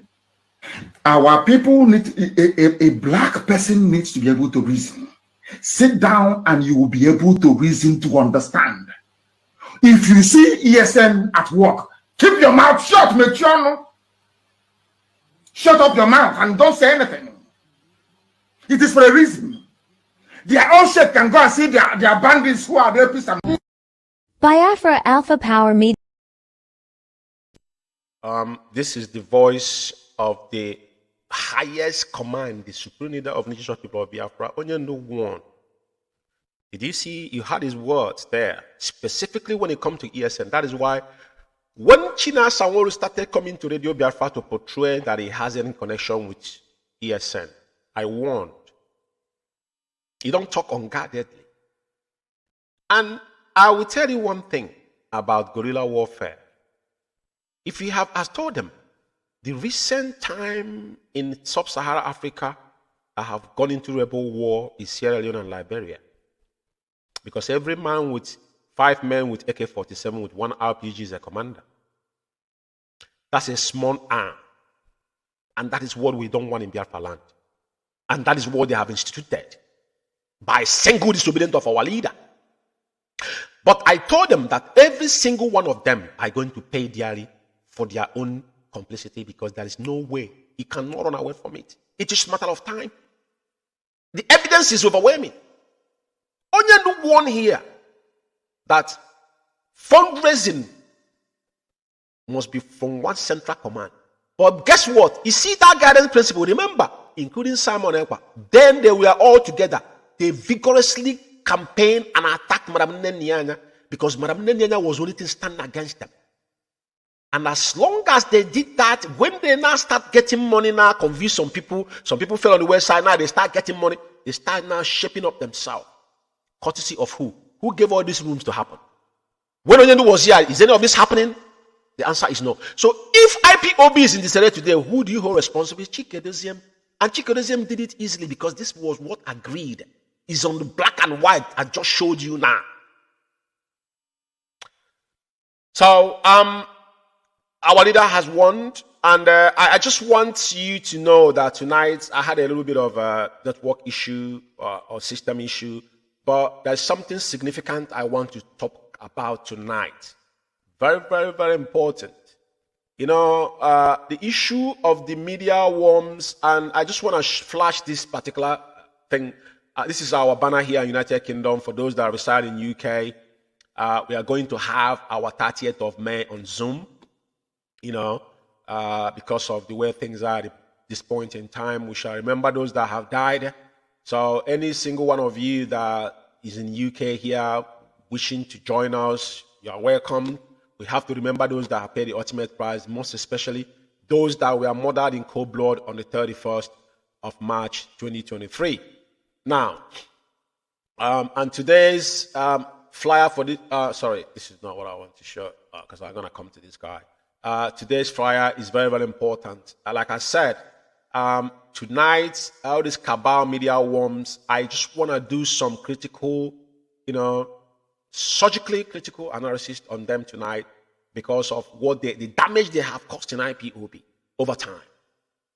Because none of these individuals have ever come out to fight. We have fought CNN, fought BBC, fought Mike Zuckerberg himself in his platform. We've done all these things without anybody coming claiming that I am media warrior. The media warrior they contracted are those that they're using to blackmail and shut people off. So I will start by tonight by playing their voices. And as I go forward, I'm going to take another 30 minutes or so, more than that. And so be it, because I'm not going to do this program twice. Now, I'm going to start with the voice of Kanu. I think he appeared in one time in one broadcast, this guy that's in South Africa smoking meth, where he agreed about this media, the church card media warrior. And that's where I'm going, because I'm going to take it one at a time. Because what we do here is that we surgically, everything we do, we give evidence for it. So firstly, let's listen to that voice. And the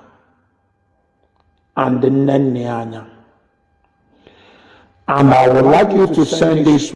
Now, this particular voice here is actually concerning the finance, where this guy was threatening Kanu and Madam Nenyanya concerning the account in Germany, because it concerned the finance. And they keep on flip-flopping. There's something, I need this particular tape to play so I can say something about it, about his threat that he made. The document he said he had, today is nowhere to be found, but today is asking question now. Now it's done on him that the people that he's hoping, because the problem is in our oath. You must not go against those working assiduously. If this guy has ever served in any arm of IPOB, from the grassroots, understand how IPOB functions, or have walked across this individual without trying to find himself where he is today, you just want to make ends meet. It shouldn't be allowed somebody to instigate you to attack somebody that you know little, nothing about them. It is hearsay what they told you. I'm talking about Chikedozium, Austin Albana. All these individuals I'm talking about, I have evidence to prove that whatever I'm saying against them is fact.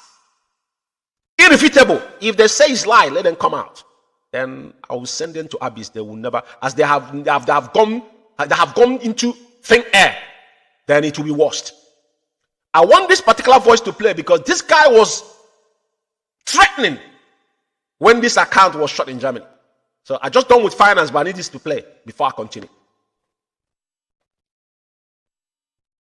Warning to bottom. Biafra Alpha Power Media International. And the Nenianya. And I would like you to send this warning to both of them.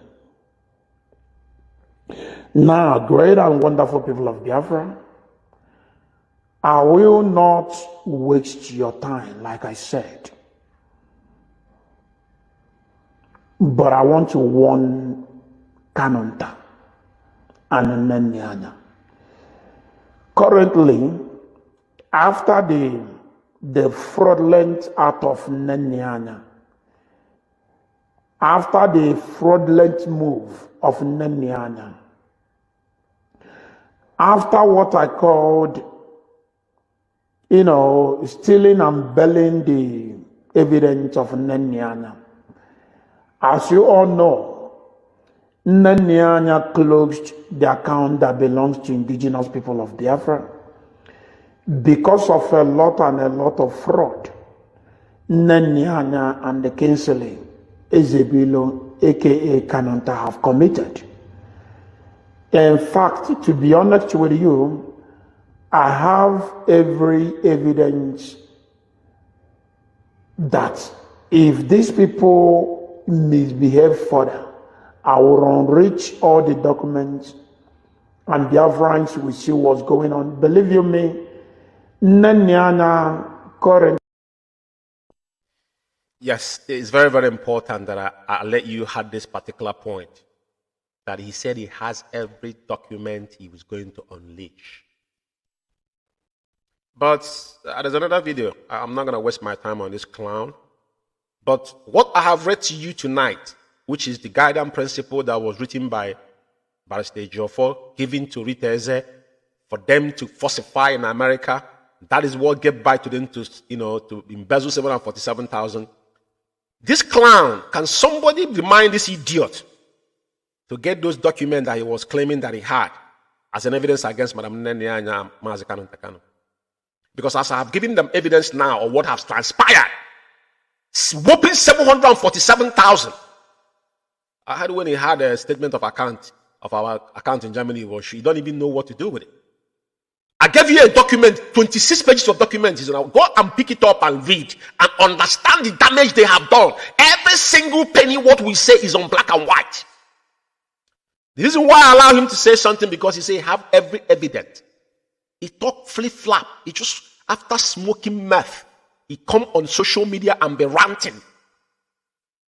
And that is why all of you will be dying miserable one after another. I told you guys from day one that the day you guys sow the seed of decoy, the day you speak against the Okukanu family, that day you curse your generation. Some of you think we are joking. I'm not here to make friends with you. I'm not saying it. I said anybody, any man or woman, knowingly or unknowingly, that have maligned the Okukanu family, go and mark my word somewhere. You are cursed and your generation. And misery will be your portion. Your death will be eyesore.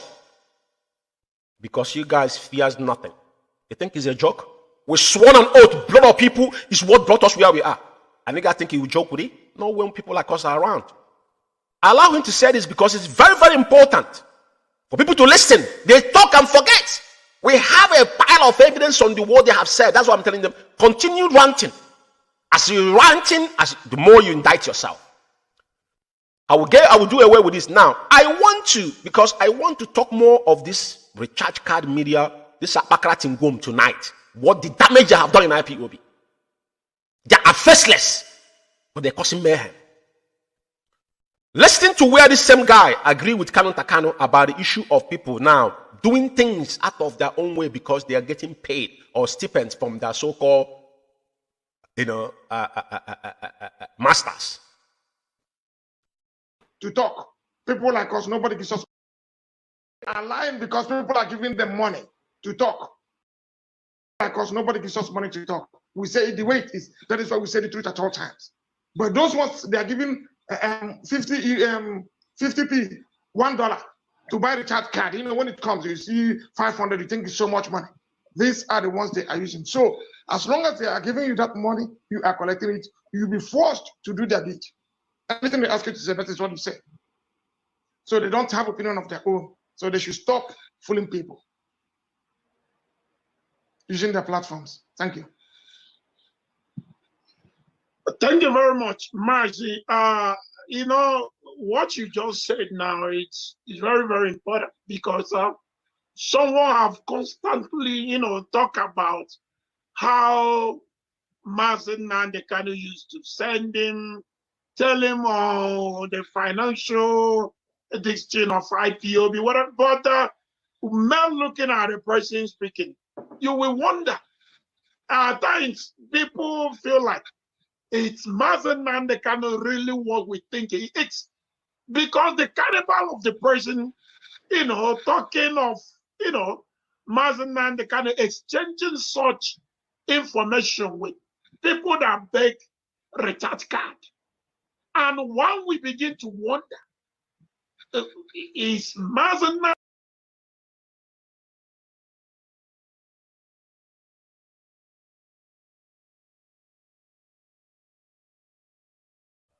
I think every single one of you heard what he said. The charge card.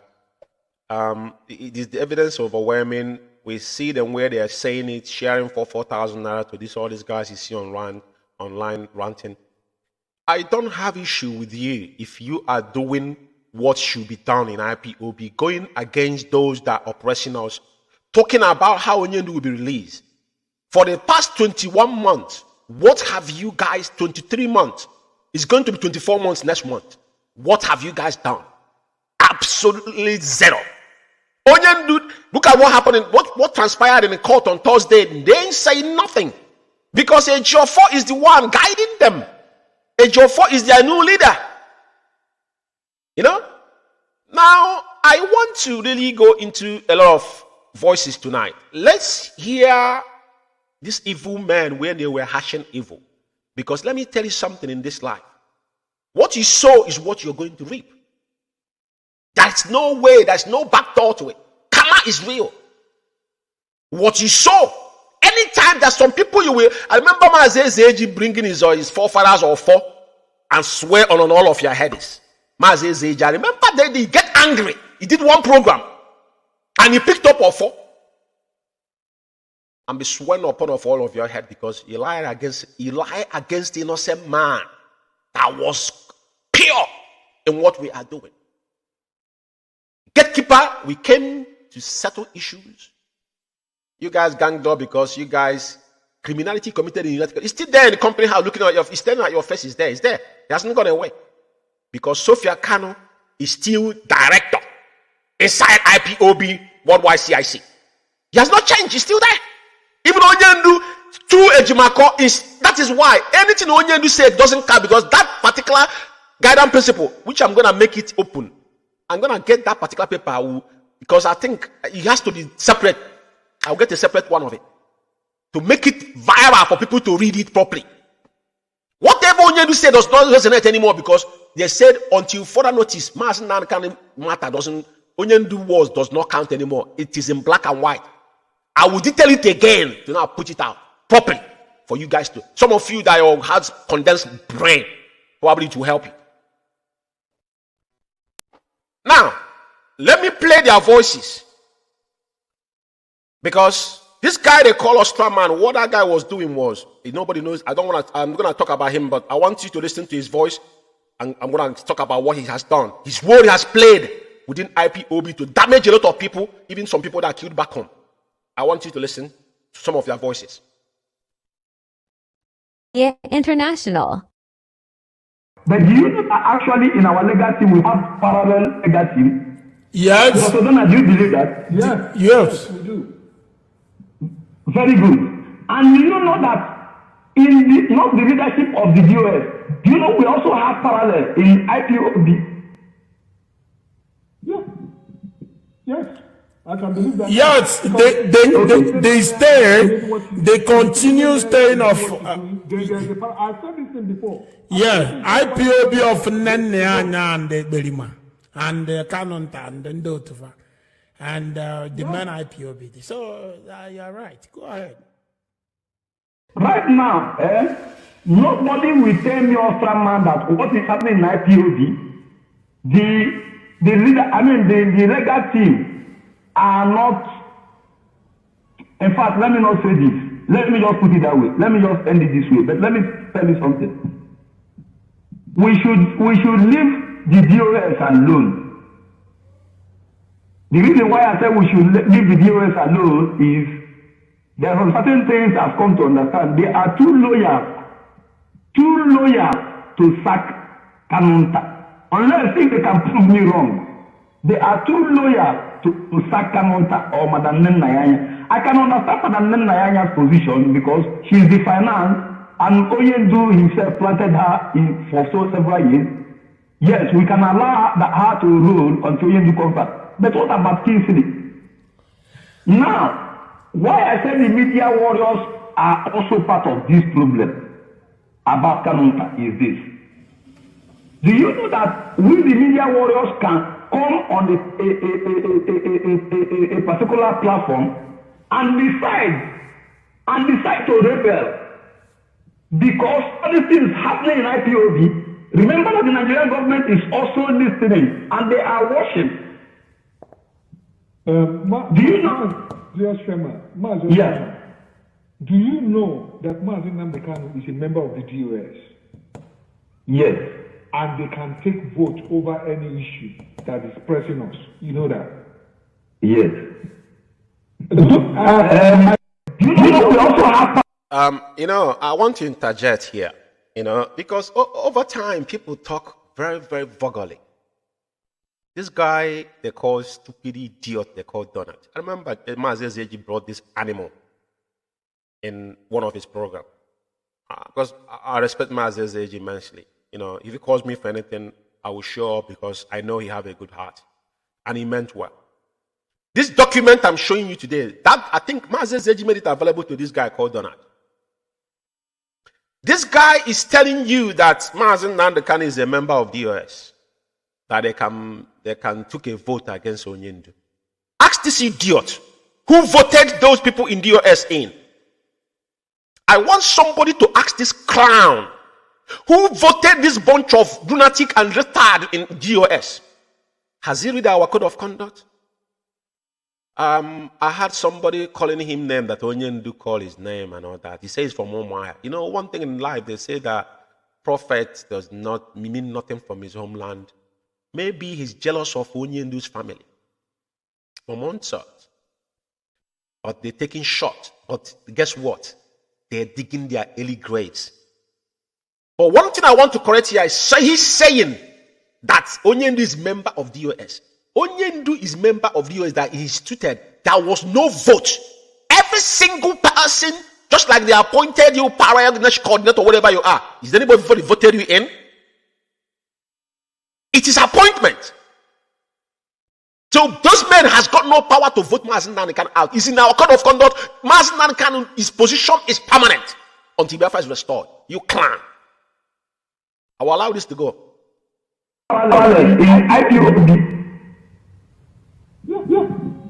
Yes. I can believe. Because she's the finance. I know that the US are loyal to our leader. But the fact of the matter is, we cannot sit back and we are drowning every day because we are loyal. To be loyal is the best, is a good thing. But it has to be the vision has to be the best interest of IPOB. The survivability of IPOB is at stake. So the more we contain and retain them, the more we go, we submerge each time. The more chaos is produced, the more problems surfaces, the more discussions we have, the more headaches you and I have. So, that will become Dr. Donald, I want to ask you this. Has it been it's you or Ikenga that have been doing this for only 1 week? Do you think you will see this? How go since? Could you never be further now? So remember that when Nnamdi was in Kenya, the US was not aware, but Canada was aware. And that's very sad. Yeah. Very sad. Yeah. So Canada has an upper hand that we don't know. And to explain him will be very difficult. Unless this proves wrong. I disagree with you, in this matter. Explaining Kanu, it's as easy as explaining anybody else. It's not easy. You know why? I just want, I think I left this, it was echoing. So it's really quite irrelevant. The reason why I'm allowing some of their voices to play tonight is a reminder, because I took a day because of there's an event that brought this particular issue about the death of this guy now talking on this particular video. They call us Straman. Nobody knows what his name is. I don't know his name. I don't know him. Haven't seen his face before until he's passed away, which I'm going to talk about it tonight. Now, this is where they were hashing. And if anybody remember, after this particular conversation, the Chikedozium issued a memo against Onyendu's family, just to show you how demented and how low Chikedozium have become. The day after this particular gathering of vultures, Chikedozium issued memo against Onyendu's family. I will let that go. Now, because I want to remind you something before I get to what I want to talk about tonight. Now, I want to show you what they did in Afaroku Bay. That's why I told them they sowed the seed of decoy. The day they desecrated the Afaroku Bay is the day they sowed the seed. And all of them will fall after one another because they had meeting. They always sit down, as they call themselves. This gang of criminals will bring them in, who they are going to attack, which channels and want to make it open. That if the media word descend on you, it didn't work out, then we use the ESN on the ground. That's exactly what the guy said. Piawasia mean kill that person. It doesn't mean any other word. Right?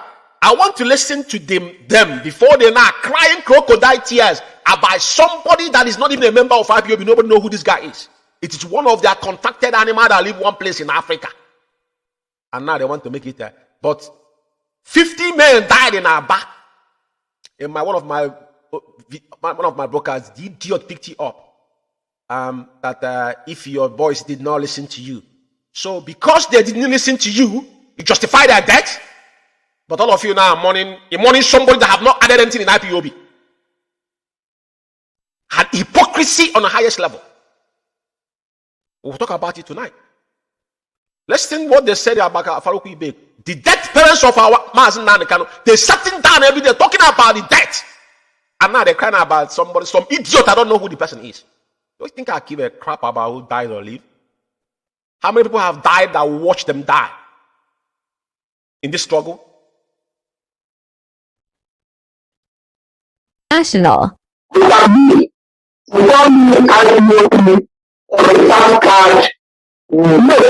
soon, I know the number of people in the present, not in the powers, I know all this. I know all this, but I never want to say it. You are part of them. Even in the abandonment of you, the Hanya, what do you do? I don't know the number. You don't matter. You're not so. I'm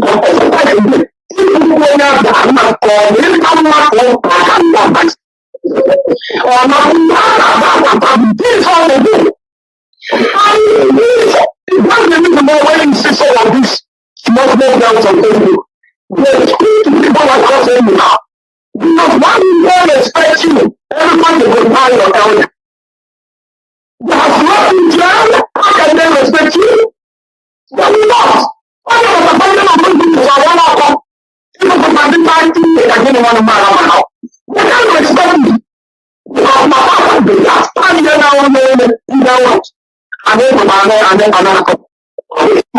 How can you open your mouth?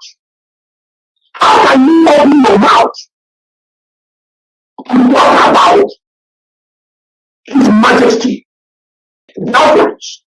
I said that during Operation Fighting Plans, I need to say that some people in powers were busy now power in the store while the palace is under attack and they are busy somewhere now jollification is as a result of their fornicative attitude that makes our enemies get advantage of us, betray them. Can you listen to a very retarded I don't even have a word for this guy. But, because whenever they were saying this thing, it's not like we didn't hear what they were saying. I know Master Prophet was on top of his voice because he's an in-law. We all know, but you have to be strategic in what he did. Because we give them time to see where they were coming from. Now, the amount of talk this guy talk is hearsay. You have not come. This is His Royal Majesty, Israel Okukano Palace. Is describing from far away South Africa that he managed to go through Waga. What happened there? Because he started calling Biafra a couple years ago. And today you're crying about your comrade. Anybody talks about it. Anybody talks about it, what will you do? This is just the beginning. Tonight, I will go in depth. Even the dead and the living will get their own cheers for this program. The purpose of this place is called the critical analysis. Everything that happened in IPOB, we must go through in depth of it. It doesn't matter who is involved. But I warn you guys from day one, but they won't listen. You are mocking the palace of Israel Okukano family. Blame is upon him. That's why enemy get overhand on us. He blamed that to the death. Let's listen to this. It's very important. They came with the attack at the Efofa. The only thing fire them is to put Mazi Nnamdi in trouble. Caroline go popular baby bush on a gari. Not to Kenya ni ayese photo. Ose photo we have Facebook. As an immense photo we have on Facebook. As tiki kowa. As in get it. Caroline will cast. He makes a photo with the deep money on Facebook. On to not thinking content. He even maga support order. Adama you can support order because Adama give birth to rubbish. If Adama will rubbish, Adama Brown. On a gani, not talking Madun Yesu. You not talking Madun Yesu, Adama. Go and get husband. Well, then office in Diego. Go and buy husband for your daughter. You will not. No, not Gary. If you know your dad. All these are, somebody insinuating lies, and on top of that, direct insult to Onyendu. This is what Chike Doziem, based on what the guiding principle told them that Mazi Nnamdi is irrelevant. That is the main reason why you see what is happening now. It's good. I just want to give him a little bit to listen. I don't have time for this, but I have to do it. Now, just listen to where he's now mocking directly to Onyendu's parents, their personal life, what they do. Because we have to talk about this before we get to what I'm talking about. Listen to this. It's a coming by just a bad market.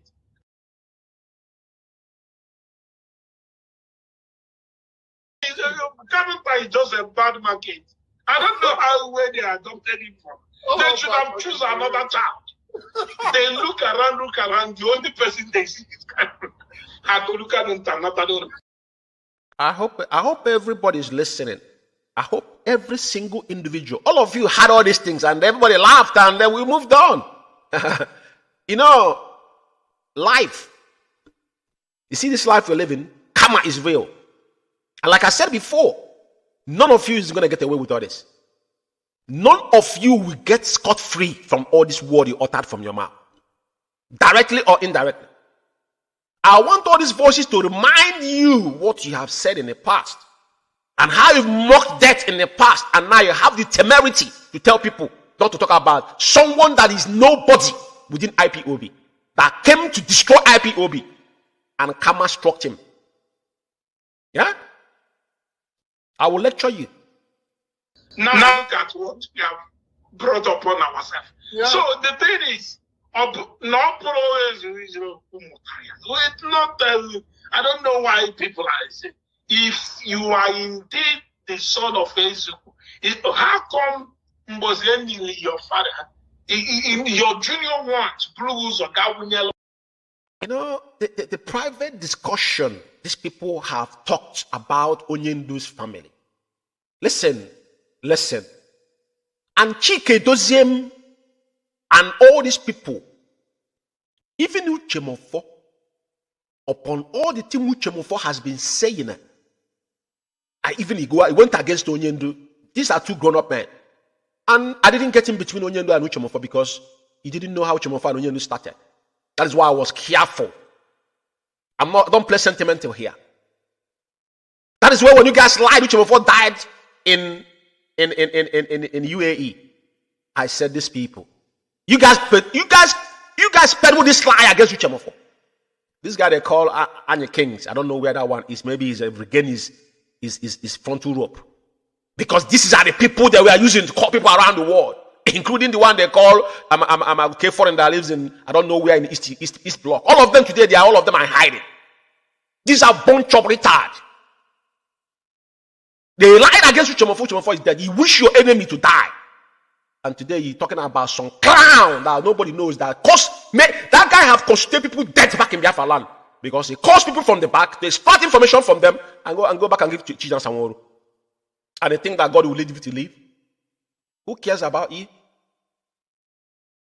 Let's go. How possible is that? So I don't know whoever that give birth to Kanu should come and take back your child. You guys can take the money. Don't take the child away from you. Because this guy is creating our land. He's creating the balance. Biafra Alpha Power Media International. Yeah, this is they're making mockery of Onyendu's parents, dead parents. It's all well.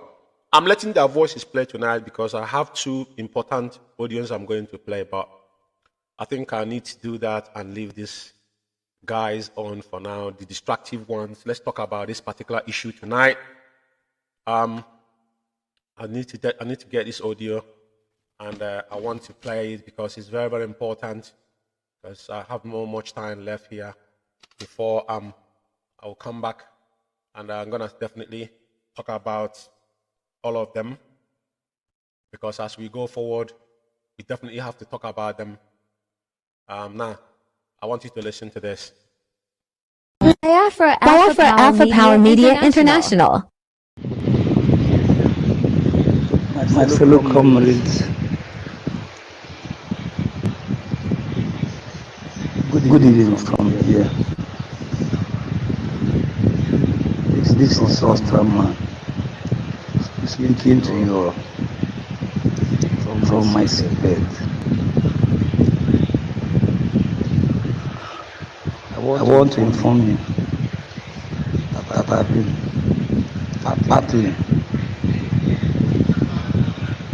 battling this cancer for a long time. Sometimes I feel a bit token when you see me online. But this time around, I'm in a very critical condition. I can't bear the pains anymore. I can't bear the pains. I can't even walk as I speak. I can't walk properly.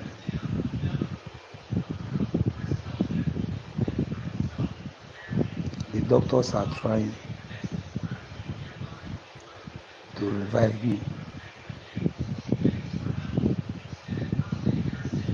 I've just started another round of chemotherapy.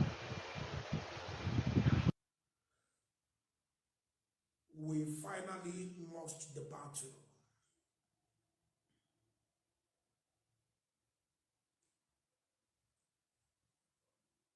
Our brother Austraman is dead.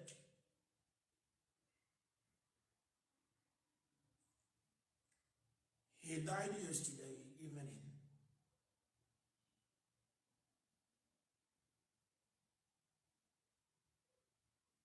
After he couldn't recover from the coma that he entered.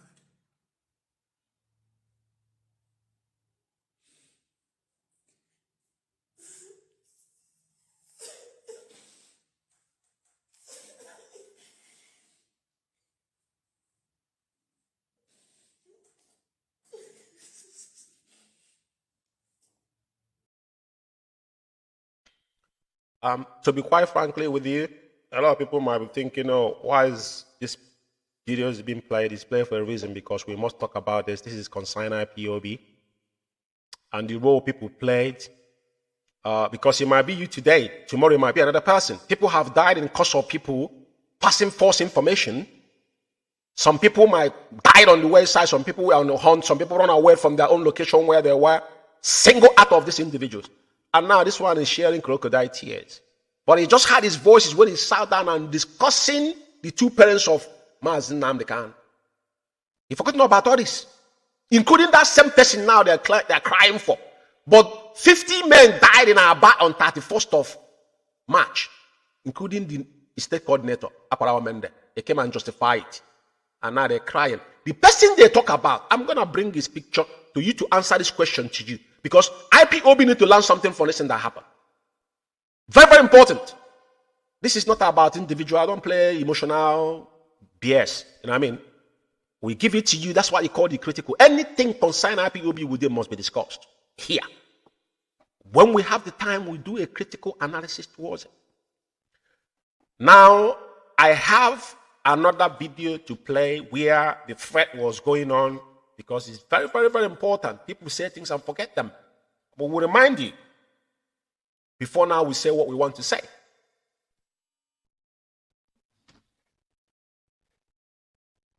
Biafra Alpha Power Media International. Our leaders in law. You see, there is kind of joke that we call joke taken too far. There is kind of joke you will not play with our brother's name. There is kind of joke that you will not wish to ever play with our brother's name. The reason why I'm saying this, and I want to notify all our legal representatives, those who normally go to visit our leader, I want to say to them to please, if they know how they can caution this man that called himself our leadership law, let them caution him. You know, life is a bitch, right? And his revenge is the swiftest thing. Let's get to pussy. Tupac said it. This clown forgotten what the things he said. He have now forgotten what he has said about Onyendus and their parents, and Master Prophet himself was involved.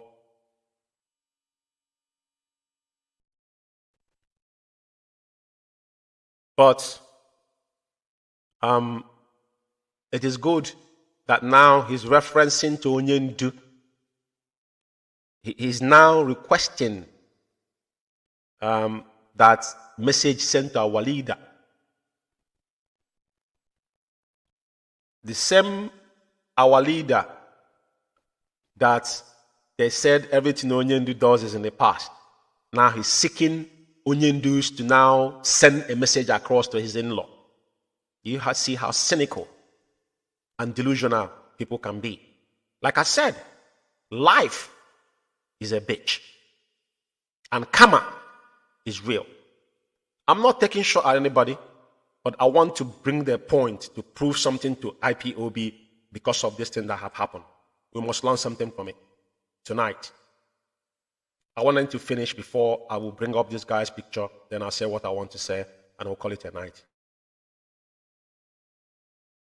I'm not here to exchange words with him, but I swear before God Almighty, if this man that called himself Master Prophet or what, if this man don't know and come online to play with the name of our brother who just passed, I swear before God Almighty, I swear with the last drop of my blood, and I want the whole world to listen to me. You can insult me as much as you like. You can insult all the media warriors as much as you like. It's all you put online, barrier in somebody. It's all you put online, barrier other media warriors in somebody. In a bali chicken doziem in somebody. In a bali china some in somebody. But away for the name of Ostraman. Away for the name of Ostraman, our brother who just died. If you play with his name, I swear to God Almighty, you will pay a heavy price. I'm warning you that call yourself Master Prophet. And I am warning Kanu to warn you. And I'm warning your wife to warn you. And I will not come online to discuss it. You see, life is a very, very, very, very significant in life. Sometimes we caution ourselves when we talk. Today is warning Kanu to warn his in-law. He's warning his wife to call his, but he's forgotten about what he has said. The same Kanu, he says adopted, he warning to warn him. The same Kanu just played your voice, is adopted. He's discussing his parents that died, calling his mom indirectly a wayward woman, and his dad. You have the nerve, you warning in your own comfort zone. How demented and delusional it will be. Now, the reason why I'm doing this is because I want IPOB to open their ears, still those that believe in Mazi and Kanu. That's where IPOB is structured. IPOB is not a charity organization. We don't bury those that contribute nothing in IPOB. We don't mourn them either. I tell you why. In 2015-16, when we started protesting, our people start falling in Biafra land. That is why we started contributing. We contribute money on a daily basis. You see all the levies you see today, they say compulsory. Those levies who contributed them, those that were from 2015, 16, 17, probably completed 10 times because we were having daily, we contribute for burial levy on a daily basis. Before now, they decided some certain, all this compulsory levy you see today is just a chunk of them they picked. And burial levy does not signify somebody dies abroad, IPOB is going to bury you. That's number one. IPOB never left his zone, and I agree. But he must be a member of IPOB. He must have a zone. He must be up to your death of contribution in IPOB. Not what we are seeing today. And that brings me to bring this guy they call Ostraman picture on this place. Because I want to ask a fundamental question. Because IPOB need to know. At the end of the day, anybody that's somewhere saying he can't talk about somebody, he must be delusional. You can't talk about him because he's who? Who is he? Yeah? Now, dead or alive, people will talk about individuals. Just like as the way you've been ranting your mouth, talking about the parents of Mazi and talking about people you know nothing about them. You know, so the reason why I'm putting this picture up here tonight is this. I said to him, good night, Ostraman. That's his name. Nobody knows his name. I don't know this guy's name. He mentioned my name once when he was ranting. And I responded in one of our brokers. I think me and Man's Maze did that broadcast because he was cussing me, including his maze out. And I said to him, in your miserable life, what I said to him when he was alive, I'll still say it as he's dead. Before you open your gutter and mention George Umeh, make sure you put your face on your Facebook because he was talking from dark and mention your name and where you come from Biafra land. So I know who I'm talking to. It is mandatory in IPOB when you call Radio Biafra, you must give your name, your location, where you live, and where you're from Biafra land. Even if you don't answer you in Radio Biafra. And that is how we know that you are an IPOB member. There's no pseudonym does not exist in IPOB. Just like China Sanwo came to justify himself that Onyendu say hide the identity. Why is this guy's face was not known until he's dead? The question you should be asking today, what was he hiding his face for? There's 2 pictures here. 3 pictures. You see where he's carrying weight? All I see is the way he's bending down. Yeah, and the other one at his back, he said Ostraman page. Now, I will be the cancer. It was later part, I think, when he was dying that he put up that, even that he cannot identify who this guy is. His name is not meant to know to anybody, as he's a secret service in IPOB or what. And people are claiming you're a media warrior. Which media warrior? Media warrior, they causing mayhem within IPOB. My question tonight to IPOB, those that call themselves, because this is not our modus operandi. Whether you're dead or alive, people will remember you for what you've done when you're alive. Your legacy is what people will remember.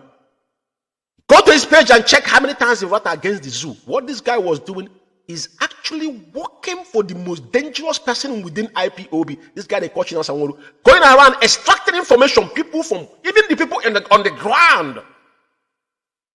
They will pretend and call them on phone to extract information from them, whether I would DOS or would not DOS. Some of them couldn't get their way out. Some of them could have rants, didn't know. Some couldn't get in there. I'm not talking this because he's dead. I said to him, good night. Death, bury the dead. I got no issues with him. But as long as this concerns IPOB, it must be discussed. And the reason why I'm bringing this today, a case study in IPOB with pseudonyms. People that don't have their real name in IPOB, you're not an IPOB member. I don't hide my name. The name I'm bearing is what is in my passport. There's no need for it. That's why I say, what have you given to join IPOB? Because I know what I forfeit. Now, who was this guy? Where does he resident? Where does this guy resident? All of you are crying crocodile tears. Media warm. Is he an IPOB member? Which IPOB family does he belong to? Why is he hiding his face? Fundamental question that all of you required answer. And what is his real name? And where did he come from in Biafra land? If all of you answer this question, then we'll have a conversation. But let this be a case study for every single one of you. This is not about the death. This is about reality.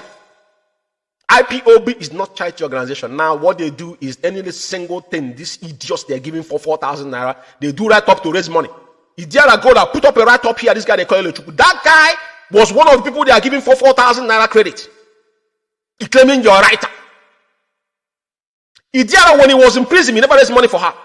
This is the cost you guys mayhem you guys cost in IPOB. IPOB, we run IPOB without individual. We don't raise fund outside IPOB. I just played Onyendu's voice from the beginning. Onyendu won. Not even, you cannot levy anybody, let alone you as an increment that you're a media warrior. You put up a go fund under IPOB raising money for Idiara Godu. Why must you do that? And those people, because they cannot speak to you not guys anymore.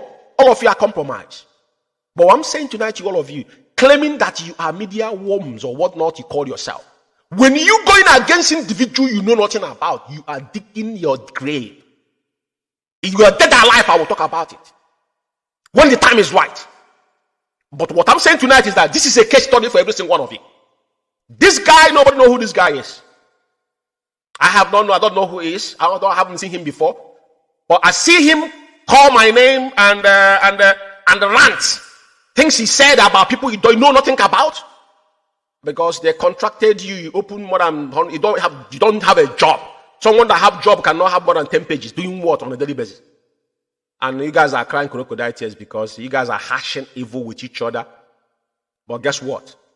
I'm going to shut this program here because I'm going to still come back and talk about the distraction and the distraction you guys are bringing with this so-called religion within. Because our duty to come here is to lay things to bear. I wouldn't want this program to exceed 2 hours, but I want people to go in night to night and ponder. Forget about the person that died is a dead man. Good night, they say. I use that same word. May how can I put it? You know, in this world, you know, I'm not judging anybody, but what I'm saying is that what I see that have happened. Because mentioning my name without knowing what's happened in UK already told me that you compromise. And anybody that lied against anybody in IPOB under oath, if you swore an oath, that oath will strike you, including your generation, not only you. It's not only you, it will go beyond you because that's what we sworn in IPOB. So I will leave it here. This is a sound warning to all of you. Continue ranting and thinking that the day you see the soul comes after you, that the heaven will bear or have mercy upon you. It does not work that way. What you sow is what you reap. The reason why I put this up is because we don't allow people that is not known or not visible in IPOB. Just like when you're going to look for a job, you don't give your identity, nobody know who you are. We don't hide our faces in IPOB. Anybody that is pseudo in IPOB should not be allowed to be in any form of shame unless he's doing a assignment and he couldn't come public, because he can't come out and accuse me while he don't know me, I don't know you. It does not work that way. So I want so many of you that are playing yourself and massaging yourself, thinking that this is a game, this ain't game, and this is not emotional, you know, blackmailing or whatnot. My question to all of you is what I have put in here. Go and ponder to it, and we shall say no to pseudonym in IPOB, those that don't show their faces. I thank you, fellow comrades and lovers of freedom. Tonight, all I'm saying is that it must be white and white and whiter than snow. Truth is the only thing that can stand the test of time. Doesn't matter who you are. And like I say, I owe no apology to anybody.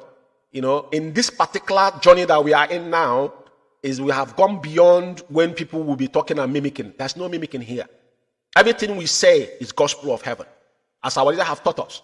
And I owe no apology to anybody, because one thing is clear here is that we say things with evidence. Like tonight, I've shown you they have been mourning, crying crocodile tears for no reason. But we lost 50 men in our bar. How many are missing? Some people are in the hospital. None of them talked about it because they had an agreement that will not mention Akwarawa Mende. And you're crying for one man who don't even know who the person is. He didn't die in the course of duty. He died a natural death. Cancer is a natural death.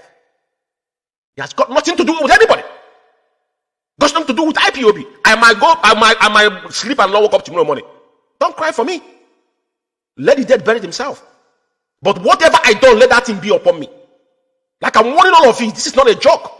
Probably you took IPOB or think it's a joke. I swore an oath to protect this family, and I will do it with the last blood of my body. I thank you all for listening. May GateKeepers continue to strengthen and bless our leader. And those that are standing on the path of truth, never you deviated. Because at the end of the day, one thing is certain. At the end of this journey, Biafra shall be restored. 30th of May is our Heroes' Day, and we shall remember those that paid the ultimate price. Most importantly, Akwarawa member and his group that they send in Aba to be murdered in the cold blood. The heart of men are evil. But we shall remember them, and we'll continue to prepare this journey until Biafra is restored. Thank you, and once again, good evening from here.